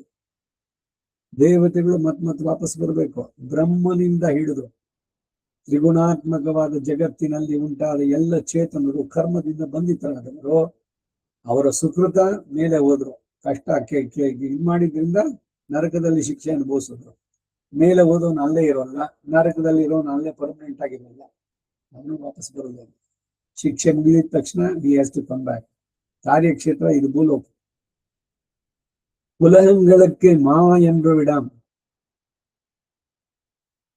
ஆர்ஜன பூமியை சொல்லித்தாயில் இவை போக பூமிகளாகிறன. அதுக்கே அங்கே போக பூமியை சொல்லித்தாயில் இங்கு சுக துக்க மாத்திரங்களிலேயாகிறது. மண் பல்வுயிர்களுமாகி கர்ம கர்த்தாக்களுக்கும் தற்பல போக்தாக்களுமாய் நித்தியராய் அசங்கியாதரான ஆத்மவர்க்கத்துக்கு நிர்வாகனாய் பல பலம் இத்தியாதி அசங்கியமான பிரகிருதி விகார முகத்தால் உண்டான சேதனருடைய மதி விப்ரமங்களாலே பிரீத்தியாவகமான லீலைகளை உடையவனை பெற்று சர்வ சுகுத்தாய் பரம காருணிகனான சர்வேஸ்வரனுக்கு தன்னை அகன்று சேதனர் துக்கப்படுகிற இது பிரீதி ஹேதுவாகிறபடி எங்கனே என்னில் இவத்தை தன் தயையாலே ரட்சிக்க நினைத்தால் அது இவத்துக்கு அனிஷ்டமாயிருக்கும் இருப்பு அவனுக்கு ஹாஸ்யேதுவாய் அவங்களியாலே லீராச ரச சாதனமாய் விட்டது. இதற்கு நேர்கொடு நேரே தாற்பயம் இது. கொடுத்த சைதன்யம் தாம் பொதுவாய் ருச்சி பேதத்தாலே வழி விளங்கி போய் அனர்த்தத்தை விளைத்து கொண்டிருக்கிறபடியை கண்டு நாம் ஒன்று நினைத்து செய்ய இவை ஒன்றை சூழ்த்து கொண்டபடி கண்டாயே என்று பிராட்டி முகத்தை பார்த்து ஸ்மிதம் பண்ண அது கோல் விளக்காட்டாலே லீலாரசமாய் தலை கட்டும். ஏதம் அல்லலிலனே அவனுடைய அகர்ம வஷ்யத்தையை அனுசந்தித்த எனக்கு கர்ம வஷ்யத்தை இல்லை. ஜெகத் சிருஷ்டாதிகளை அவனுடைய லீலையாக அனுசந்தித்த எனக்கு லீலா விபூத்தியன்வயமாகிற துக்கமும் இல்லை என்கிறார். நமாம் கர்மாணி லிம்பந்தி நமே கர்ம பலே ஸ்புகாஹ இதி மாம் யோபிஜானாதி கர்மபிர்ன சபத்யதி. ಭಗವದ್ಗೀತೆ ಮಾತಿದೆ. ನಮಾ ಕರ್ಮಾಣಿ ಲಿಂಪಂತಿ, ನನ್ನನ್ನ ಯಾವ ಕರ್ಮಗಳು ಅಂಟ್ಕೊಳ್ಳಲ್ಲ. ಲಿಂಪಂತಿ ನಮೇ ಕರ್ಮ ಫಲೇ ಸ್ಪೃಹ, ಕರ್ಮ ಫಲದಲ್ಲಿ ನನಗೆ ಆಸಕ್ತಿನೂ ಇಲ್ಲ. ಇತಿ ಮಾಂ ನನ್ನನ್ನ ಯೋ ಅಭಿಜಾನಾತಿ ಯಹ, ಯಾರು ತಿಳಿತಾರೋ ಅವನಿಗೆ ಕರ್ಮದ ಬಂಧನವೂ ಇಲ್ಲ. ಅವನು ಎಲ್ಲ ಮಾಡಿದ್ರು ಕೂಡ ಏನು ಮಾಡದಂತೆ. ಸಾಧ್ಯನೋ ಅಂದ್ರೆ ಎಲ್ಲದಕ್ಕೂ ಭಗವಂತನಿಗೆ, ಅವನ ಲೀಲೆ ಇದು. ನಾವೇನು ಅನುಭವಿಸ್ತೇವೆ ಸುಖ ದುಃಖ ಎಲ್ಲ ನನಗಲ್ಲ, ಶರೀರಕ್ಕೆ. ನಾನ್ ಬೇರೆ, ಶರೀರದಿಂದ ಬೇರೆ ಆದವನು. ಈ ಅನುಸಂಧಾನ ಚೆನ್ನಾಗಿರ್ಬೇಕು ಅಂತ. ದೇಹಾತ್ ಭ್ರಮೆ ಇಲ್ಲದೆ ಇರುವುದು, ದೇಹಾತ್ಮ ಭ್ರಮೆ ಇಲ್ಲದೆ ಇದ್ರೆ ಅವನು ಮಾಡೋದೆಲ್ಲ ಭಗವಂತನಿಗಾಗಿ. ಈ ಆತ್ಮ ಭಗವಂತನಿಗೆ ಸೇರಿದ್ದು ಅನ್ನೋ ಭಾವ ಯಾವಾಗಿರುತ್ತೋ ಅವಾಗ மாமேவையே பிரபத்தியந்தே மாயாமேதான் தரந்திதே என்றும் இப்படி நம்மை அறிந்தவன் கர்மங்களால் பந்திக்கப்பட மாட்டான் என்றும், நான் பந்தித்த பந்தத்தை யாவனொருவன் என்னையே கால் கட்டி அவிழ்க்க பார்க்கிறான் அவன் இத்தை கடுக்கம் என்று அவன் சொல்லி வைத்தபடியே அவன் தன்னையே பற்றி விடுவித்துக் கொள்ள இருக்கிற எனக்கு ஒரு கிளேசம் இல்லை என்கிறான். 7ನೇ ಪಾಶುರಕ್ಕೆ ಈಡು. ಇದರ ಅರ್ಥವನ್ನು ನೋಡೋಣ. ತುನ್ಬಂ ಇತ್ಯಾದಿ ಸುಖ ದುಃಖಗಳಿಗೆ ಕಾರಣವಾದ ಪುಣ್ಯ ಪಾಪ ರೂಪ ಕರ್ಮಗಳಿಗೆ ನಿಯಾಮಕನಾಗಿ ಕುಲಹಂಗಳುಮ ಇವನ್ನ ಸಂಪಾದಿಸುವ ಭೂಮಿಯನ್ನು ಹೇಳುವುದಾಗ್ಲಿ ಭೋಗ ಭೂಮಿಯನ್ನು ಹೇಳುವುದಾಗ್ಲಿ ಆಗ್ಬಹುದು. ಭೋಗ ಭೂಮಿಗಳು ಅಂದ್ರೆ ಇದು ಕರ್ಮಭೂಮಿ, ಇಲ್ಲಿ ಬೇರೆ ಬೇರೆ ಪರದೇಶಿಗಳು, ಅಲ್ಲಿ ಚೆನ್ನಾಗಿದೆ, ರಸ್ತೆ ಕ್ಲೀನ್ ಆಗಿದೆ, ಅಲ್ಲಿ ಕುತ್ಕೊಂಡು ಊಟ ಮಾಡ್ಬೋದು, ಇಲ್ಲ ಮಲಗ್ಬೋದು, ಅಷ್ಟು ಕ್ಲೀನ್ ಆಗಿದೆ, ಇವೆಲ್ಲ ಹೇಳ್ತಾರಲ್ಲ ಹಾಗೆ. ಇನ್ಬಮಿಲ್ ಬೆನ್ನರಗಾಯಿ ಸುಖ ಲೇಷ ಇಲ್ಲದೆ ಇರುವ ನರಕಕ್ಕೆ ನಿರ್ವಾಹಕನಾಗಿ ಇನಿಯ ನಲ್ವಾನ್ ಸುವರ್ಗಂಗಳುಮಾಯ್ ನರಕಕ್ಕಿಂತ ಅಲ್ಪ ಸುಖವುಳ್ಳದ್ದಾದಂತಹ ಸ್ವರ್ಗಾದಿಗಳಿಗೆ ನಿರ್ವಾಹಕನಾಗಿ ಕುಲಹಂಗಳುಮ ಎಂದದ್ದು ಅವುಗಳನ್ನ ಸಂಪಾದಿಸುವ ಭೂಮಿಯನ್ನು ಹೇಳಿದ್ದಾದ್ರೆ ಇವು ಭೋಗ ಭೂಮಿಗಳಾಗುತ್ತೆ. ಅಲ್ಲದೆ ಅಲ್ಲಿಯ ಭೋಗ ಭೂಮಿಯನ್ನು ಹೇಳಿದ್ದಾದ್ರೆ ಇಲ್ಲಿಯ ಸುಖ ದುಃಖ ಮಾತುಗಳಲ್ಲಿ ಅನ್ವಯಿಸುತ್ತೆ. ಮನ್ಪಲ್ ಉಯಿರ್ಗಳ ಕರ್ಮ ಮಾಡುವವರು ತತ್ಫಲ ಭೋಕ್ತೃಗಳು ಆಗಿ ನಿತ್ಯರಾಗಿ ಅಸಂಖ್ಯಾತರಾದ ಆತ್ಮವರ್ಗಕ್ಕೆ ನಿರ್ವಾಹಕನಾಗಿ ಫಲವಿತ್ಯಾದಿ ಅಸಂಖ್ಯೇಯವಾದ ಪ್ರಕೃತಿ ವಿಕಾರದ ಮೂಲಕ ಉಂಟಾದ ಚೇತನರ ಮತಿ ವಿಭ್ರಮಗಳಿಂದ ಪ್ರೀತ್ಯಾವಹವಾದ ಲೀಲೆಗಳನ್ನ ಉಳ್ಳವನನ್ನು ಪಡೆದುಕೊಂಡು ಸರ್ವ ಸುಹೃತ್ತಾಗಿ ಪರಮ ಕಾರುಣಿಕನಾದ ಸರ್ವೇಶ್ವರನಿಗೆ ತನ್ನನ್ನು ಅಗಲಿ ಚೇತನರು ದುಃಖ ಪಡುವ ಇದು ಪ್ರೀತಿ ಹೇಗೋ ಆ ರೀತಿ ಹೇಗೆ ಅಂತಂದ್ರೆ, ಇವನು ತನ್ನ ದಯೆಯಿಂದ ರಕ್ಷಿಸಲು ನೆನೆದರೆ ಅದು ಇವಕ್ಕೆ ಅನಿಷ್ಟವಾಗಿರುವ ಸ್ಥಿತಿಯೋ ಅವನಿಗೆ ಹಾಸ್ಯಹಿತವಾಗಿ ಆ ರೀತಿಯಲ್ಲೇ ಲೀಲಾರಸ ಸಾಧನವಾಗಿಬಿಡುತ್ತೆ. ಭಗವಂತನಿಗೆ ತಮಾಷೆ ಹೇಗೆ ನಗು ಬರುತ್ತೆ ಅಂತಂದ್ರೆ, ಈಗ ಯಾರೋ ಕಷ್ಟಪಡ್ತಾ ಇದ್ದಾರೆ ಅದರಿಂದ ಅವನು ನಗ್ತಾನೆ ಅಂತಲ್ಲ ಅರ್ಥ. ನಿನಗೆ ತುಂಬಾ ಅಮೂಲ್ಯವಾದ ಆಭರಣವನ್ನು ಕೊಡ್ತಾ ಇದ್ದೀನಿ ಅಂದ್ರೆ ನನಗೆ ಅದು ಬೇಡ, ಈ ಹೊರಗಡೆ ಇದೆಲ್ಲ ಕವರು ಆ ಪೇಪರ್ ಸುತ್ತಿರೋ ಚೆನ್ನಾಗಿದೆ ಅದು ಕೊಡು ಅಂತ ಅವನು ನಗ್ತಾನ. ಅವನು ಎಷ್ಟು ವ್ಯಾಲ್ಯೂಯೇಬಲ್ ಇದನ್ನು ಕೊಡ್ತೀನಿ ಅದು ಬೇಡ ಅಂದ ಅವನು. ಹೊರಗಡೆ ಗಿಲಿಟ್ಟು ಜರಿ ಕಾಣಿಸುತ್ತಲ್ಲ ಅದು ಸಾಕು ಅಂತ ಹೇಳ್ತಾನೆ. ಇದು ನಾವು ಅವನನ್ನ ಪ್ರಾರ್ಥನೆ ಮಾಡಿದಾಗ ಅವನು ನಗೋದಕ್ಕೆ ಕಾರಣ. ಲೀಲಾರಸ ಏನು ಅಂತಂದ್ರೆ ಹೀಗೆ, ನಿಜವಾದದ್ದು ಏನನ್ನು ಹಳ್ಳಿ ಕೊಡಪ್ಪ ಅದನ್ನ ಬಿಟ್ಟು ಇನ್ಯಾವುದೋ ದೇವತೆ ಹತ್ರ ಹೋಗಿ ಅವನಿದ್ರ ಅಂತ ಇನ್ ಜೊತೆನಲ್ಲಿ ಇದ್ದಾನೆ. ಅವನ್ ಬಿಟ್ಟು ನೀನ್ ಹೋಗಿ ಅವನು ಸ್ವಲ್ಪ ಹೇಳಿ ನನಗೆ ಇದನ್ನು ಕೊಡ್ಸು, ಶುಕ್ರ ಗ್ರಹವೇ ಇಲ್ಲ ಶನಿ ಗ್ರಹವೇ ನಿನ್ನ ಇದು ನನಗೆ ಪರಿಹಾರ ಬೇಡ, ಅದಕ್ಕಾಗಿ ನಾನು ವ್ರತ ಮಾಡ್ತೀನಿ, 5 ವಾರ 7 ವಾರ ಸುಬ್ರಹ್ಮಣ್ಯನ ದೇವಸ್ಥಾನ ಹೋಗ್ತೀನಿ, ಇಲ್ಲ ಶನಿ ದೇವಸ್ಥಾನದಲ್ಲಿ 7 ದೀಪ ಹಚ್ಚಿ ಬರ್ತೀನಿ. ಇದೆಲ್ಲ ಅವನು ನೀರಾಳಸ ಭಗವಂತನಿಗೆ. ಇವನು ತನ್ನ ದಯೆಯಿಂದ ರಕ್ಷಿಸಲು ನೆನೆದರೆ ಅದು ಇವಕ್ಕೆ ಅನಿಷ್ಟವಾಗಿರೋ ಸ್ಥಿತಿ. ಅವನಿಗೆ ಹಾಸ್ಯಯುತವಾಗಿ ಆ ರೀತಿಯಲ್ಲಿ ಲೀಲಾರಸ ಸಾಧನವಾಗುತ್ತಿತ್ತು. ಇದಕ್ಕೆ ನೇರವಾಗಿ ತಾತ್ಪರ್ಯ. ಕೊಟ್ಟ ಚೈತನ್ಯವು ತಾನೇ ಸಾಮಾನ್ಯವಾಗಿ ರುಚಿ ಭೇದದಿಂದ ದಾರಿ ತಪ್ಪಿ ಹೋಗಿ ಅನರ್ಥವನ್ನ ಬೆಳೆಸಿಕೊಂಡಿರುವ ರೀತಿಯನ್ನು ಕಂಡು ನಾವು ಒಂದನ್ನು ನೆನೆದು ಮಾಡಿದ್ರೆ ಇವ ಮತ್ತೊಂದನ್ನು ಸುತ್ತಿ ಹಾಕಿಕೊಂಡ ರೀತಿಯನ್ನು ಕಂಡು ಅಷ್ಟೇ ಎಂದು ಶ್ರೀದೇವಿಯ ಮುಖವನ್ನು ನೋಡಿ ನಗ್ತಾನಂತೆ. ನೋಡು ಅವನು ಉದ್ಧಾರ ಮಾಡೋಣ ಅಂತ ಇದೆಲ್ಲ ಹೇಳಿದ್ರೆ ಅವನಿಗೆ ಅದೆಲ್ಲ ಬೇಡ ನನಗೆ ಅಂತ ಅಂದ್ಬಿಟ್ಟು ಅವನು ಆ ದಾರಿನಲ್ಲೇ ಹೋಗ್ತಾ ಇಲ್ಲ ಅಂತ ಅವರಿಬ್ರು ಜೊತೆಗೆ ದಂಪತಿಗಳು. ಅದು ಪರ್ಯವಸಾನ ಗತಿಯಿಂದ ಲೀಲಾರಸವಾಗಿ ಪರಿಣಮಿಸುತ್ತೆ. ಏನು ಮಲ್ಲಲೀಲನೆ ಅವನ ಅಕರ್ಮವಶ್ಯತೆಯನ್ನು ಅನುಸಂಧಿಸಿದ ನನಗೆ, ಭಗವಂತನ ಅಕರ್ಮವಶ್ಯತೆಯನ್ನ ಅನುಸಂಧಾನ ಮಾಡಿದ ನನಗೆ ಕರ್ಮವಶ್ಯತೆ ಇಲ್ಲ. ಜಗತ್ ಸೃಷ್ಟಾದಿಗಳನ್ನ ಅವನ ಲೀಲೆ ಎಂದು ಅನುಸಂಧಿಸಿದ ನನಗೆ ಲೀಲಾ ವಿಭೂತಿಯಲ್ಲಿ ಅನ್ವಯಿಸಿ ಬಿಡುವಂತ ದುಃಖ ಇಲ್ಲ ಅಂತಾರೆ. ಅದನ್ನೇ ಅಲ್ಲಿ ಹೇಳಿದ್ದೆ.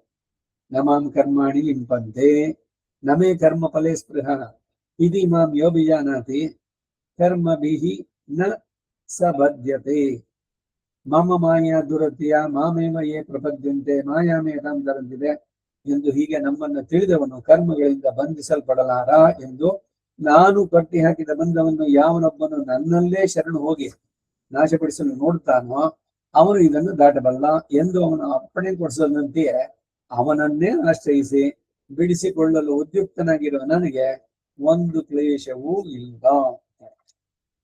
ಇದು 7ನೇ ಪಾಶುರ. ಈ ಜಾಗದಲ್ಲಿ ನಿಲ್ಸ್ಕೊಂಡಿರೋಣ. ನಮ್ಮ ಆಳ್ವಾರ್ ತಿರುವಡಿಗಳೇ ಶರಣಂ. ತಿರುಕ್ಕುರೈ ಪಿರಾನ್ ಪಿರಾನ್ ತಿರುವಡಿಗಳೇ ಶರಣಂ. ಕವಿತಾರ್ಕಿಕ ಸಿಂಹಾಯ ಕಲ್ಯಾಣ ಗುಣಶಾಲಿನೇ ಶ್ರೀಮತೆ ವೆಂಕಟೇಶಾಯ ವೇದಾಂತ ಗುರವೇ ನಮಃ. ವಾದಿದ್ವಿಪ ಶಿರೋಭಂಗ ಪಂಚಾನ್ನ ಪರಾತ್ಮಃ ಶ್ರೀಮಾನ್ ವೆಂಕಟನಾಥಾರ್ಯಃ ಚಿರಂ ವಿಜಯತಾಂ ಭುವಿ. ಶ್ರೀಮತೆ ನಿಗಮಾಂತ ಮಹಾದೇಶಿಕಾಯ ನಮಃ. ಸರ್ವಂ ಶ್ರೀ ವಾಸುದೇವಾರ್ಪಣಮಸ್ತು.